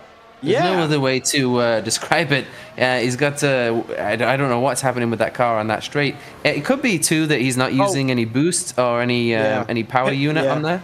Maybe pit stops for Sanabria in the meantime, so that we're in the last window of pit stops right here. But so Higgins and Del Castillo fighting. So here's where it's interesting. So you've seen now that guys are starting to struggle. If you're starting to struggle and you're one of the front guys, why don't you just come into the pits first and get a new set of the soft one? Exactly. So if you do think that guys are going to have to pit again, then you can go ahead and make that gamble and pit now. And the one person that can make that gamble is Montero, because Montero is not going to lose any positions because he'll easily get past Otto Acosta with a new set of tires on. So Montero right now, that's a strategy that I would be thinking of if I was in the second Mercedes. His pace is pretty solid. By the way, when Mills had that little incident that we won't talk about, as a driver, that is terrifying because you put all this work in and all of a sudden you're sitting there and you either see everybody disappear or you see the dreaded word of synchronizing in the bottom right-hand corner and you just wait and you wait for your fate of what happens. And luckily this time it all worked out. Well, tell me this. I don't know. You mentioned how you see it.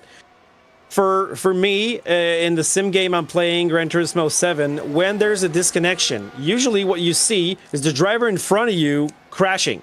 Instead of staying on track, he goes out of bounds, he in the killer brushes the wall, and you think he's having an accident. And all of a sudden, he's back in front of you.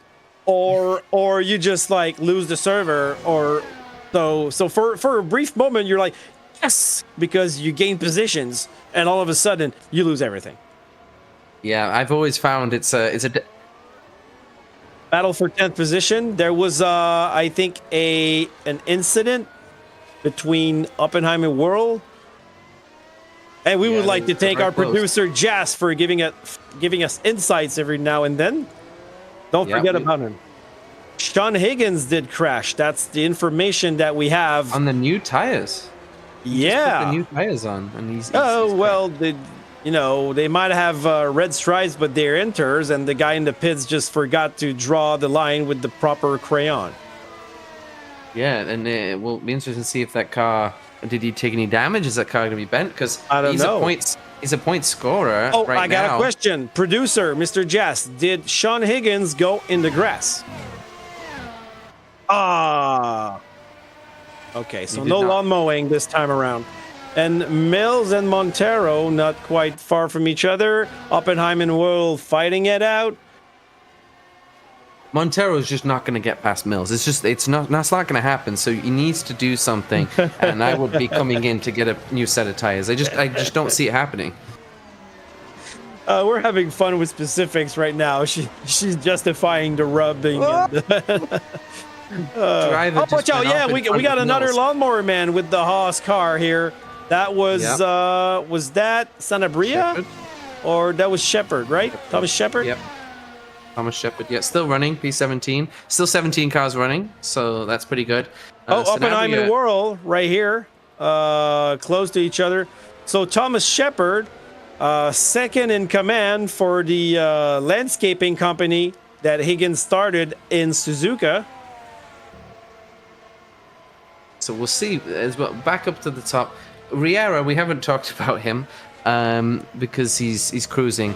But is still overtaking back markers, is still running around on the circuit, so there's always a chance that something would happen. But it just seems very Verstappen-ish, that it's so under control that you don't wish that it happens. But if he can win a race where I'm commentating on, then he's kind of killed that. And look at the pass from the Ferrari driver on the Alfa Romeo. Well done by Bill Worrell and Jeff Oppenheim. Yeah, Warren's back in front of Oppenheim, which is good. And Mills and Magasrevi, and there's some back markers, so a lot of traffic right now. Magasrevi negotiating, and Mills has yet to negotiate with the two drivers. And these drivers, I think, Yeah, they're in a legit fight. Higgins and Del Castillo, they're in the legit fight. And I think I saw, okay, I thought I saw the Mercedes losing it back there. But, okay, so Higgins, seeing the big picture here, letting the front runners go instead of just thinking about his race. So a gentleman move here by Sean Higgins. Yep. Seriously. Because, you know, he has a race of its own. He's racing Juan del Castillo in the... Yep. And usually you're, you know, even if you have blue flags, you can still do your own race. He's got some points to make up. He's been giving them away. Give it away now. Almost crash between Higgins and Del Castillo. So this fight is back on track. And look at that. Del Castillo almost lost the car because I think Higgins brushed his front wing. These two drivers do not give way. Neither driver ever gives way. They will fight tooth and nail. These are two of the drivers, the most stubborn drivers, but talented at racing combat. So if they get side by side, expect neither of them to lift. This is going to get very feisty. Yeah, negotiating the S's, Maggots, Beckett's Chapel right there. And, oh, wow, there's a lot of action going on. And with the back markers... Look at Castillo defending down the straight. He knows that he's been slow on that straight, and Higgins is just going to try and launch one. It was over under, maybe? Not quite. Oh, look at it. Oh, almost lost it. Wow, well caught by Sean Higgins. So, you know, every now and then we're talking about the grass, but Higgins showing off his skills right here, keeping the car on track. This is a big fight too, because this is this my is fun favorite. to It's watch. my favorite. Oh, look at that crash between the two. It's done. And Juan del Castillo in the kitty litter. Can he bounce back from that? And what about Higgins? Higgins as well. I think he has damage. His car is stopped on the side of the track. Both of them are done. That's both of them going to be done. No, and but I think that Del Castillo is back he's on going to be track. so broken. He looks so broken. Oh, look at that. He just jumped on the sausage. And Higgins is out. And Del Castillo. I have to say something. Del Castillo was so slow at the apex of Abbey Corner. I don't think Higgins knew that he would be that slow, and that surprised him a lot. Yeah, and I think, you know, whether it could have been avoided, possibly, but at the end of the day, I'm not sure why Castillo was going so slow. So I think if you look back at the replay, something may be amiss there, and, you know, on Castillo's side, it definitely wasn't looking to brake check anybody, but, you know, he shouldn't have been touching the brakes at that corner anyway. So that's a very fast corner. Now he's paying the price. Oh, yeah, that I didn't expect that. I saw the battle, but I didn't expect that, you know, that front to back contact here. And look at that. We got Darren Fisher and Stefan Brotherson fighting it out right behind him. Fisher might get some points here. Yeah. He's been a very quiet race. We haven't talked about him. Castillo defending again. So do you think he has that much damage? I think he doesn't.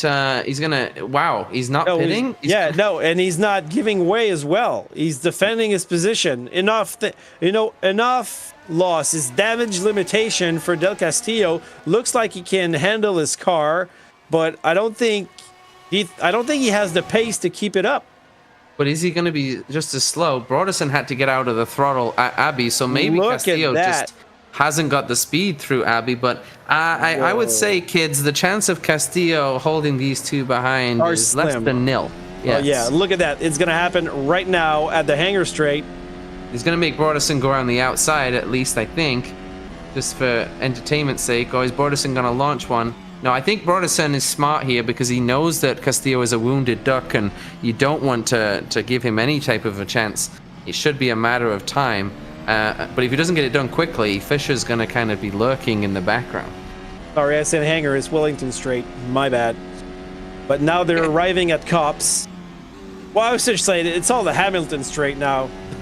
Exactly. Yeah, they're all. He's still in front. Del Castillo's still in front.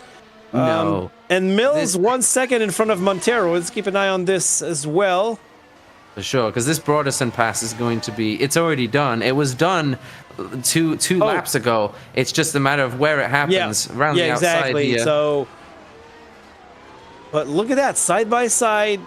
And Del Castillo fighting for his life right here. Is he going to pit now, Castillo? No, he's I going to don't stay know. out. I don't know. Oppenheimer's just retired. Jeff Oppenheimer just retired from P10. And look at that. We got Montero on the attack on Mills. And Mills going wide. Yeah, these guys are close together. I don't know what happened to Jeff Oppenheim, but he was having a great race for Alfa Romeo. So that's another spot for Darren Fisher. He could end up with some points here. Broderson's looking pretty handy too. Oh, that's a Montero. Oh, Montero wide. What was that? I That don't was know. at It was Cops. he misjudged the turn in massively and then ended up cutting on both sides. So It I think happened, we've seen a few drivers cut there, but we haven't seen any of them gain any advantage from it. Like it's really hurt them. Well, I hope it's not going to cause them penalties, but I think that's the second time I saw Montero there, and that's what I saw. So I don't know how many times he went wide there, but that's not his first trip on the outside there. Cooper and Worrell fighting it out here. I think they're just past Abbey at the loop. And Del Castillo and Fisher as well. So we got a few battles under Here comes Worrell. our nose. Yeah, and oh, look, Worrell just negotiated that corner. I think he's going to... Oh, Here defending. Glenn Cooper defending. Cooper always defends to the inside. That's his move, and it worked this time. And Worrell is no stranger to a good defense as well. So I've seen him defend his position like that. So I think if he knows how to defend, he also knows how to attack. That's for sure. He's going to pass at Cops. He's going to maybe, or patiently waiting at the S's. Got a lot more speed than Glenn Cooper has. Yeah. Bill Worrell. Has Cooper got the medium? Yeah, Cooper's on the medium tires and Worrell is on the soft, so that would explain it. Well, how much time have we seen a Ferrari-McLaren battle in history? At Silverstone. Yeah, for sure. I was actually at the race that Michael Schumacher went off at Stowe Corner and broke his leg. And, you know, unfortunately, the British crowd natural reaction when he went off the circuit was to cheer. And then very, very quickly, I think they kind of realized that it wasn't something we want to be cheering about. But exactly. Jeff Oppenheim has rejoined the race. What? So yeah, you can do that, but it's very rarely seen. Will he go back on the circuit? Just for, I mean, at the end of the day, we've seen quite a few retirements starting to happen and a few wounded cars out there. So you never know. P16 might turn into points. Yeah, you're right. I mean, but I'm watching Mills and Montero, so not even a second. It's 6/10 between these drivers, and Cooper and Worrell as well are fighting. So these are the two battles we're trying to keep an eye on. And Montero now got a good exit. He did get a good exit. Yeah, totally. I think I'm gonna keep an eye on Mills and Montero because we have been waiting on this fight for quite a while. So Oh, Montero. But Worrell and Cooper, and there's a back marker in front of Cooper. Yeah, so let's watch Worrell and Cooper because Montero made a mistake and he's lost ground. All right, so it's almost easier when you have an event like that gives you like just one battle to watch because it's hard to keep keep track. Look at that side by side after Stowe and Cooper defending. Cooper's going to need to park it on the apex really slowly, otherwise he's going to get the up and under. And Worrell's just got more grip. He's got more speed. Oh, look at that. Just a matter of time. Obviously, there's nowhere to pass right here unless he really backed out of the throttle. Yeah, afraid of what Abbey happened. Yeah. Abbey's full throttle, is it? Probably not in race trim. I think in quality trim it can be. In race trim, it's maybe a quick brake or quick lift, but either way, not anywhere near what we just saw. So now we'll see Worrell go, and we see Cooper, with his typical defense move, showcasing that he's never going to let you on the inside. Just so you know, you can overtake Cooper on the inside, but you have to take to the grass. I've done it before, and it's you really have to catch him by surprise because he does such a good job of covering that inside. While we're talking about the track and wherever we take it full throttle or not, for those who watched the race on Sunday, the introduction while Bill Worrell is going wide at Cops, we saw George Russell in the intro for Sky Sports sitting on a chair and visualizing a lap. like first gear, second gear, and full throttle this and blah, blah, blah. That was really entertaining to see how a driver visualize his lap. And as a sim racer, and I'm sure you did that too, when you have a big race or you're practicing for something, where you go to sleep, I'm sure sometimes you're visualizing your race. Do you do that, Matt? For sure. I find that often there's always something that you're thinking about. So Mills and Montero in the meantime. Keep going. Yep. So typically you'll be struggling at one area of the track. So, but for example, right now, Montero will know exactly where Mills is slower than him. So he's navigating these corners. He's trying to stay close to these corners, but he's already thinking about perhaps Beckett's corner next lap and what he's going to do on that corner. So it's definitely a subconscious thought on it. Montero's car looks like a handful. It really does. It's like it just keeps slapping. So it's got some speed in it, but I think as the fuel is burning down, it's just loosey-goosey. You know what? I started to do that when I was quite young, while I were watching Cooper and Worrell fighting it out. Have you ever played Daytona USA? Here goes Worrell on the inside of Cops. Side by side. Oh, retracting himself. I did not expect that at all. I would have sent that one. Yeah, totally. That one, me too. That one. He had that one, and I think that was Cooper, a Paxton Hamilton situation right there.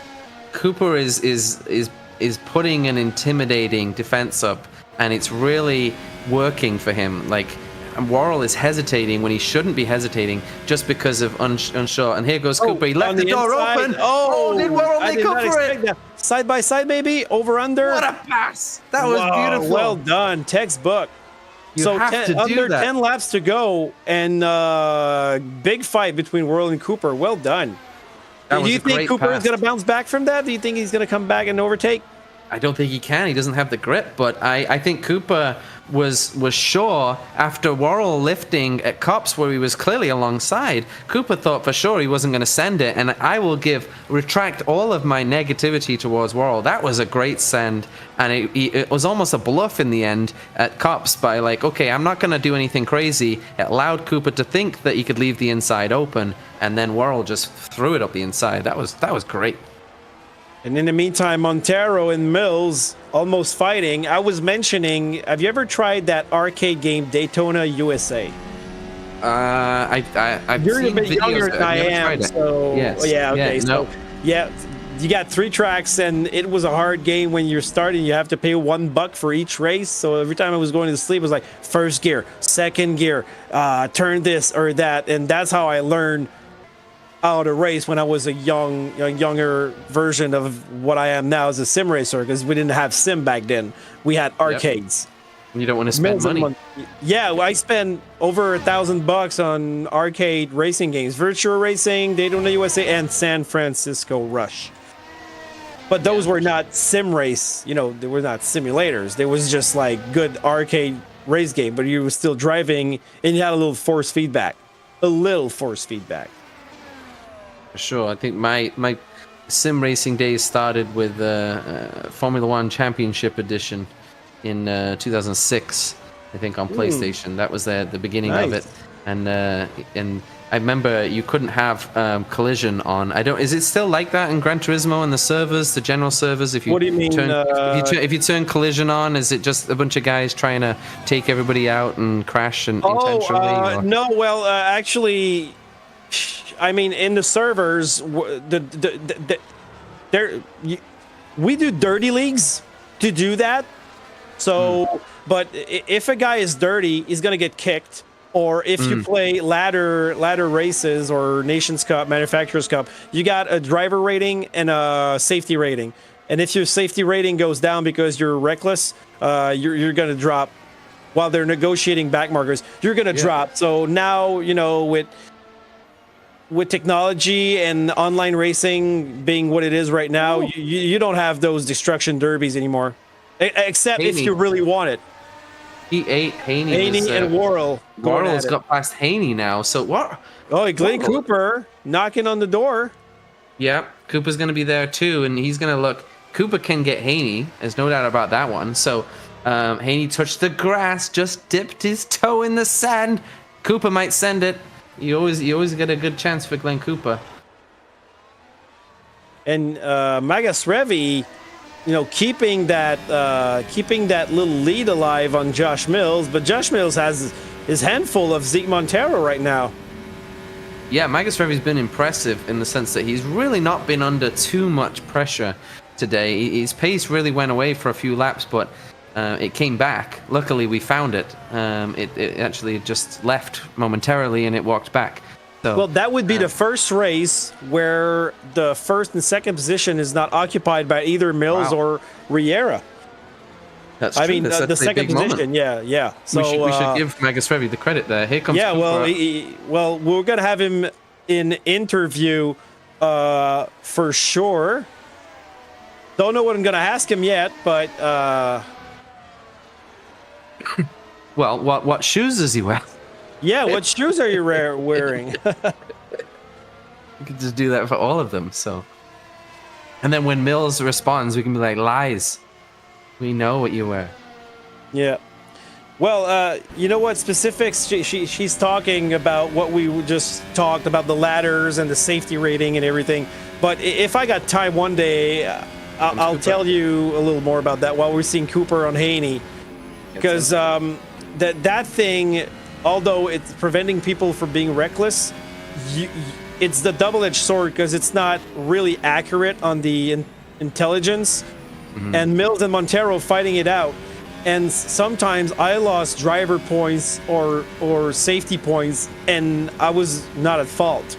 If you're outside a corner and you get bumped, you got a 3-second penalty, but you're not the instigator of that. So it still has to be perfected. And I don't think so far the games are good, but maybe with the AI, did you see Montero negotiating Abby? Looks like he just slid a little bit, not losing control, just sliding it out. Montero, I want to see what his lap times are because he just looks like he can't put two good laps together. And I'm looking right here to see, we're not talking huge differences, 30.6, 6.4, 6.7, but there's a few 31s in there, right? 31.6, 31.8. Like, he's just not 100% comfortable yet. It is, I think, his best performance of the year, though, so far, pace-wise. Well, I got a question. Do you think Mills is now 3 seconds behind Magas Revi? There's 5 laps to go. Can he do it? Yeah, because 3.6 now. Okay, so yeah, the tires. You never know. Magas Revi's tires may have gone off the cliff, right? We said that tires might be a little bit close. I'm very surprised that these drivers have been able to do it. They seemed very, very confident in it, and I was surprised that they were that confident because for me it didn't make any sense. Haney and Cooper were going at it. Oh no, Haney pitted. Or did he crash? Yeah, no, I think he just pitted. Yeah, I saw them going at it again. Keep me up to date on this one while I'm watching Montero and Mills. So the only fight that we have on track right now is Josh Mills followed by Zeke Montero. Like 2/3 of a second between these two drivers. Steady. But we saw Mills wobbling right here at infield? Loop? Yep. The loop, sorry. Now why would Haney pit again? Just the question. There's 5 laps to go. I don't understand that one. Unless he made a mistake. He's 23 seconds behind Cooper. He's 18 seconds in front of Vanley Ward. He just pitted? That's what you said? Yeah, he did pit with 5 laps to go. I guess he didn't lose any positions. Yeah, maybe not. He wants to go fast lap, but well, he's got Cooper right in front of him. So is it? No, that's his teammate. No, you're right. Oh, you're right. So fast lap would be a clever assumption. I mean, he would get a point because he's in the top 10.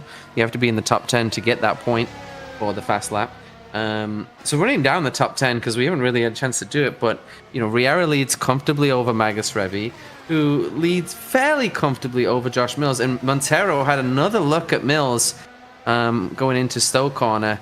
He gets very close and then he gets far away. So I think Montero, maybe with 3 laps to go, maybe it's time to have a go.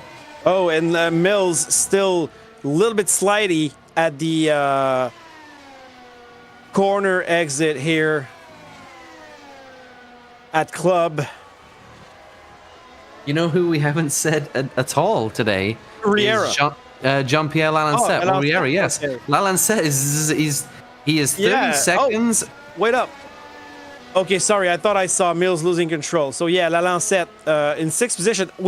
I spoke about him once, talking about Ricardo Sr. retiring and Lalancette scoring points, good points for his team. And Mills, I think, was in 4th position at the moment. So even Mills improved 1 spot. So those are good points for the Red Bull team. But Riera scoring the maximum amount of points for the Aston Martin team. We haven't spoke about Riera almost all night. Yeah, I mean, this is another thing that Riera is going to score more points than both Red Bulls put together just because he's in first place. Yeah, because he's going to get 25, right? And then it's 18, 15 for Mills. And then 12, 10, 8 for Lalancette, so 23 for Red Bull. So he's going to be two more points for Aston Martin, even with Ricardo Sr. sitting on the beach, just kind of watching. He's doing a Max Verstappen of himself, carrying the team on his shoulder, like last year. So lap 50 out of 52. I don't see a pass happening with Montero and Mills. I mean, I think I said that about 20 laps ago. I didn't see it happening. It would have been interesting if he would have pitted for the tires just to do something different. But Worrell is comfortable in 7th. Cooper isn't far behind Worrell, but Worrell was faster than Cooper. So Haney's going to be coming back, but he's not going to pit anybody. Vanley Ward is in P10. Broderson is on the other side of the track. But look at Haney. He's at a 29.5 and Riera is a 29.3. So he almost got it. Yeah, the fast lap is not out of the question for Ricky Haney. And the closest fat that we have so far, in the forecast would be Montero and Mills, 1.6 to 1.2 second difference.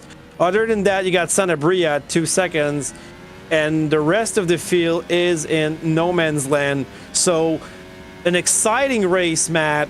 But at the end right here, there's really nothing to be excited about at the end of the race like that. But I mean, we're just catching up our breath.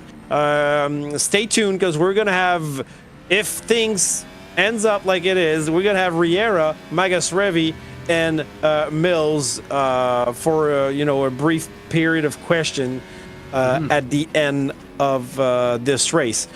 So lap 51 out of 52, 2 laps to go. I think I would be really interested to see if Magas Revi at any point thought that he would have a chance against Riera today, because those first few laps he really looked like he was there, and whether he kind of threw in the towel and said, you know what, I'm gonna use too much tires running at this speed, and I'm gonna start looking behind me, or whether, at what point did Magas Revi kind of realize that I'm playing for second today? Yeah, well, yeah, ask him that. Seriously, good thought. And Fisher, Sanabria, the two ringers, close to each other at the end. Maybe they phone themselves and say, hey, let's have a little fun since we're here. Sanabria has made a great pass already at Cops, right, today? So will he do another one in the inside of Stowe? Oh, yes, he will. Ooh. And I think, if I remember correctly, Sanabria was tuned towards downforce with that Haas. Well, we thought so, but then all of a sudden he did speed. So either that or he figured out where the boost button was, because there is a lot of these kind of engine boost mapping decisions. So that could have been the thing. Remember, I didn't figure out where the Fisher's in the grass. Okay, so this is not going to happen. I told you I have yet to find the pit limiter button to be able to get on track with that game so far. So I haven't tried it since that last time. Yeah, and once you take that thing off, then it's going to unleash the beast. Exactly, but look at that. 129 flat for Riera. So Richard Haney now half a second away from that fastest lap. Gone. The dream is gone. Yeah, lap 52. There's nothing going on in Silverstone, and Riera's gonna win. Yeah, Riera's gonna win. Well, don't jinx anybody, but Yeah. Well, I mean, we want to be box office. Riera's going to win, and he's not going to spin. There's no rain coming up, and aliens are not going to attack. Or in Connection issue. oh, So he comes into the final couple no. corners. Hey, okay, don't say that because we might have connection issues here. We're not, we're still on amateur broadcasting here. If you lose internet, I lose internet. Jas loses internet, our producer. We all know what's going to happen. And Riera just... bruised. I think he just negotiated the... Is it the last lap or is... Yeah, he's finished. He's finished, yeah. He's finished, yeah. So, and Magasrevi about to finish the race right here. Well done by Janos Magasrevi. He's getting the checkered flag for second position. Josh Mills scoring a podium here. Damage limitation since the qualification did not really serve them. And yeah, we can talk about that too. The quali, So important. Yeah, So that was unfortunate for most drivers. And okay, so everybody's done right now. The race is over. So while we're waiting on the drivers to get back into pits, why don't you go to the top 5 and I'll do the next 5 and so on. You just wanted to start with Jean-Pierre Lalancette, but we're going to start off with Jenis Riera for Aston Martin with a comfortable win, almost 30 seconds to Janis Magasrevi, who gets his, I think, first second of the year and broke up the Riera-Mills kind of 1-2 trio. Usually third place on the podium, but Magasrevi moves up a spot to second place for Mercedes. Red Bull with the third team in the first 3 positions with Josh Mills. Damage limitation, as you said, never really looked like threatening for the win today. Ezekiel Montero looked threatening to the back of Josh Mills, but couldn't get past him, ended up in 4th place. His fastest performance of the year, and signs that he may be a handful to kind of deal with at the end of the season. And double TO with double-digit points in 10 points for him, 5th position for McLaren, again scoring points, and again the other McLaren also scored points as well. Yeah, I was thinking about that. So Jean-Pierre Lalancette in the 6th position, followed by Bill Worrell and Glenn Cooper. I gotta say kudos to Worrell for giving us good fighting again. With Cooper at the end, that was really interesting. And yeah, the 2 McLaren drivers still scoring good points for their team. I think they're gonna solidify their 3rd place in the team standing, because prior to the race there was 31 points for Aston Martin's behind Red Bull, and then McLaren F1 with 50 behind the second one. But then you got Mercedes that is not too far, and if I look at the results, you got Zeke and Janos. So Mercedes actually scoring more points than McLaren. So this is going to be closer. And then you got Cooper in 8, Richard Haney in 9, Cliff Van Leeuwen in 10. Wrapping up the rest of the field, because we're going to talk about other stuff when people get here. Stefan Broderson for Alpha in 11, Alejandro Sanabria, a great show from the replacement, the Haas team in 12. Darren Fisher as well, good show at the end, 13th position. Juan del Castillo, Señor Fuego, unfortunately, suffered from a crash, a tangle with Sean Higgins, if I'm not mistaken, in 14. Thomas Shepard, 15. Jeff Oppenheim, 16. Sean Higgins, that crash at Abbey. I think that was Del Castillo really slowing down, if I'm not mistaken. That was quite surprising. It took us by surprise a lot. Sean Higgins, 17. Ricardo Sr. in 18. Unfortunately, not scoring points for the Aston Martin team, and John Cook in the 19th position. We got Janos Magasrevi, who just joined our room, and we're probably waiting for Argenis Riera and also Mills. But starting with let's start with Janos, since it's the first here. Matt, you wanted to ask him something about that position keeping. So first of all, guys, hey, welcome to our first interview at the end of the race, Mr. Mills and Mr. Magasrevi. I don't know if we're going to expect Riera. I don't know if he speaks fluent English. Oh, he won so easily that he already went to sleep. Oh, okay. Oh, yeah. Well, actually, he might have been sleeping. So let's start with let's start with you two guys. So first of all, thank you very much for that good racing. We had a lot of fun watching it. That was an exciting race. Me and Matt were actually talking about a few things that we wanted to ask you. Well, you know what? I'll start because you guys, you drivers suffered a lot from that rain in the quali. And I think going out first gave Riera a huge advantage. But how did you guys manage that? How did that the conditions decreased, and how did you cope with that? Because you couldn't improve after that, right?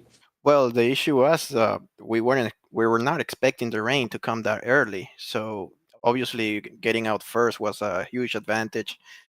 For me, I had a decent lap, and I was already expecting to be P2 or P3, so I take it.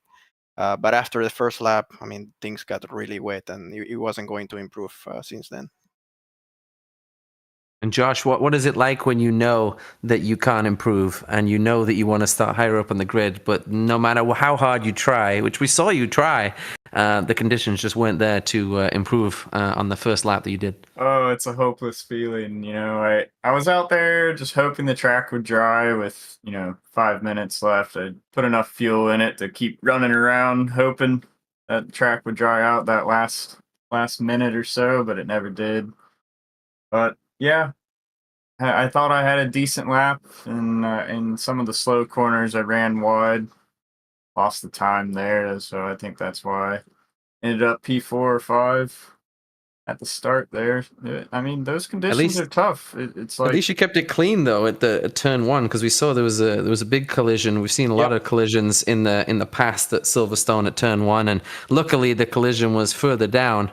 So even though you started a little bit further down, you made it through no problem, and ended up kind of having a good race. So I'm going to ask another question for Janos here, because we were really interested whilst watching the race. At what point did Riera what point did you throw in the towel to Riera? I Because didn't. it looks, I mean, I was trying to keep up with the DRS. But he was just like 2 or 3 times quicker, and especially the last turn, that's where he would gain most of the time. And then, as soon as I got out of the DRS, that was it pretty much. I had to start. yeah, because it looked like you then had to start even managing tires, and you guys, it must be so demoralizing when you guys are fighting. Actually, And for the tires were not an issue here, at least not on my side.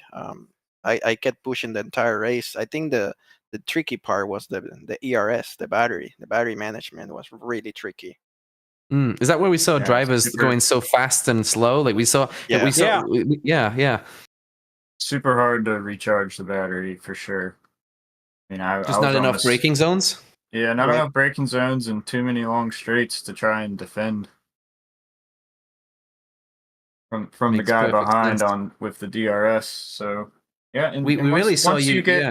Once you get in that dirty air as well, it's hard to get close enough to complete the pass unless you have vastly different downforce. It's going to be a tough pass here at Silverstone. Have you noticed that throughout the year that the dirty air worse here, or has it been something kind of all through the year that you've kind of noticed? I think it's been like this the entire year, and oddly enough, we were racing. At least on my end, I was racing like Monza wings over here. 'Cause Okay. the car has so much downforce that you don't really need to put too much wing. So any washout, you're gonna feel it heavily.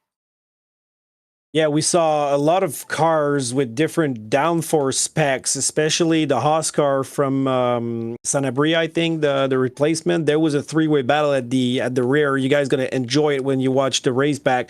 And when they were negotiating Magus Beckinston Chapel, the Haas car was so fast, but then when he got out of Chapel, I think that was Del Castillo, if I'm not mistaken, Matt. Correct me if I'm wrong, and another driver, and they were just pulling away, one just legitimately, and the other driver with DRS, and the Haas car with more downforce just couldn't keep up for a few laps, but then he managed to use that downforce and keep that corner exit speed. So it was really interesting to see these differences between your cars and and see what unfolded with that. But when we were surprised, it's exactly that difference of speed. Sometimes that change from a lap to another with the same cars, and we witnessed a few incidents where a car really slowed down and surprised the driver behind and created contact. So we witnessed that it looked really hard for you guys to negotiate and navigate through these different speeds.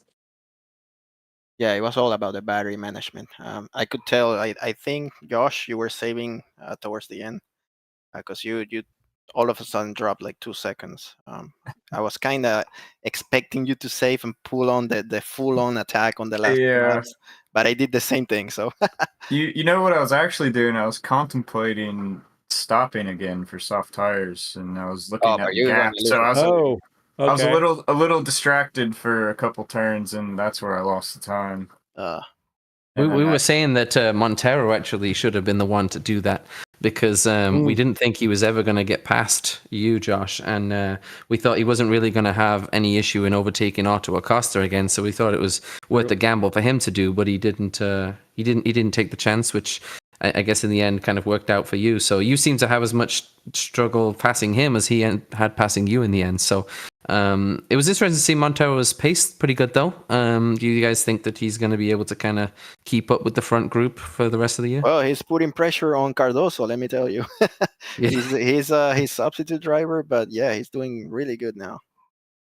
Yeah, and guys, we got a race in 2 weeks at the Hungarian Grand Prix. So how do you approach that race compared to this one? A very different track. It's called, it's nicknamed the go-kart track. So first of all, are you fans of this track? And how do you approach that race? I mean, I like the track, but it is one of those tracks where you're gonna be sweating like crazy. There's no breathing time. It's Monaco with the walls a little bit further apart, but I like it. It's kind of like my home race, anyways. Oh, okay. Oh, I did not know that. Are you're Hungarian? My ancestry, yeah. Oh, nice. Okay, yeah, and it's a hard track to pass on. We know that. Very difficult ones. Qualifying. Okay. It's like Monaco again. You gotta do a very good qualifying, and then tire management is also important. Yeah, it's gonna be all about that fastest lap in qualifying, I think. Maybe Don't let Riera get out to the track first, please. Yeah. What about that? We got a question about that. He's always out first. So who do you have to pay? Who do you have to pay? Remember, Riera has the garage that's closest to the exit, so that's the reason why he's always there first. Why is that? Because he's the champion. Oh, because he's the last year's champion, or because he's. Okay, I thought it might have been because if you're leading the championship, you got this spot, and if you're assigned by previous year championship. Oh, well, you know what? I'm a big fan of the reverse grid thing. So I think if you're the champion, you should have the last spot in the pit lane. But I mean, I don't want to get it. I don't want to be in the pit lane, and let's see if we have a race. All right. Well, thank you guys for coming here, and it's fun to have you guys here start the interview thing. I used to do that with Jazz when we were broadcasting. So good idea, Janos, and we're going to keep on doing that. Thanks for all thank you for being here. Matt, before we wrap things up, that was a great race. Seriously, we expected it. We expected that. We had a lot of mayhem first, and then a lot of great battles, the three-way battles at the end. At the end of the pack, like mid for 13th position, 11th position between the three drivers. You guys in front, the two Mercedes, and Josh when Riera was just going. So we quite enjoyed these battles. So who's your driver of the day? Actually, when we think about it, Matt, we haven't talked about a driver of the day, but I would actually, not because he's here, but I would give it to Janos for that second position. Is this the first time that's not Josh or Argenis? It is. Yeah, we actually mentioned that it's the first time it's not either Josh or Argenis in second position. So you get my vote for driver of the day, awesome. and it's well deserved. I got a question for you, Francois. Are you going to wear the England shirt on the next? I don't have one, but I have something that I could wear that is close to that. So only if they win. only if they win. But I don't. Actually, I own a football shirt from every country that I visited, except Italy, because of Oh, the but they already 2006. they lost feud. already, so you're good. If England win, I'm not wearing a shirt. So we're Yeah, but we're you're going not on shirtless. You're Yeah, not well, on camera.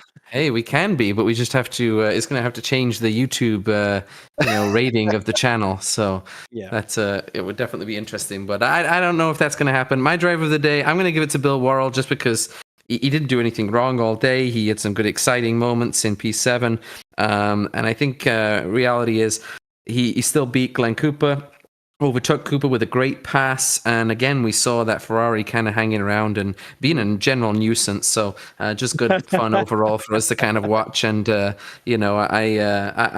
still good second place for Janos, but I still know that Janos can win some races. So for me, I can't give Janos it until he wins the race. So it's going to be a really long shot, unless Argenis makes a mistake. I see that very. This track, I had hopes, but again, he pulled away so quickly. Well, this was quite exciting. So just a little reminder, in 2 weeks' time, it's July 25th, Hungarian Grand Prix, Thursday, still 9 o'clock, our broadcast, 9:15 start of quali, Eastern time zone. Thank you guys for being here. Thank you, Matt. As usual, I hope you're not going on vacation anytime soon and you're going to stick around to describe, because we had a lot of fun tonight. Thank you, our viewers on the chat. No specifics. Matt Brower that was here. We had a lot of good questions and exchanges during the race. Thank you, Jazz, in the booth. You're watching the SimRacingHub F1 2024 Championship. That was race 9, so we have a lot more to come. The season is almost halfway done.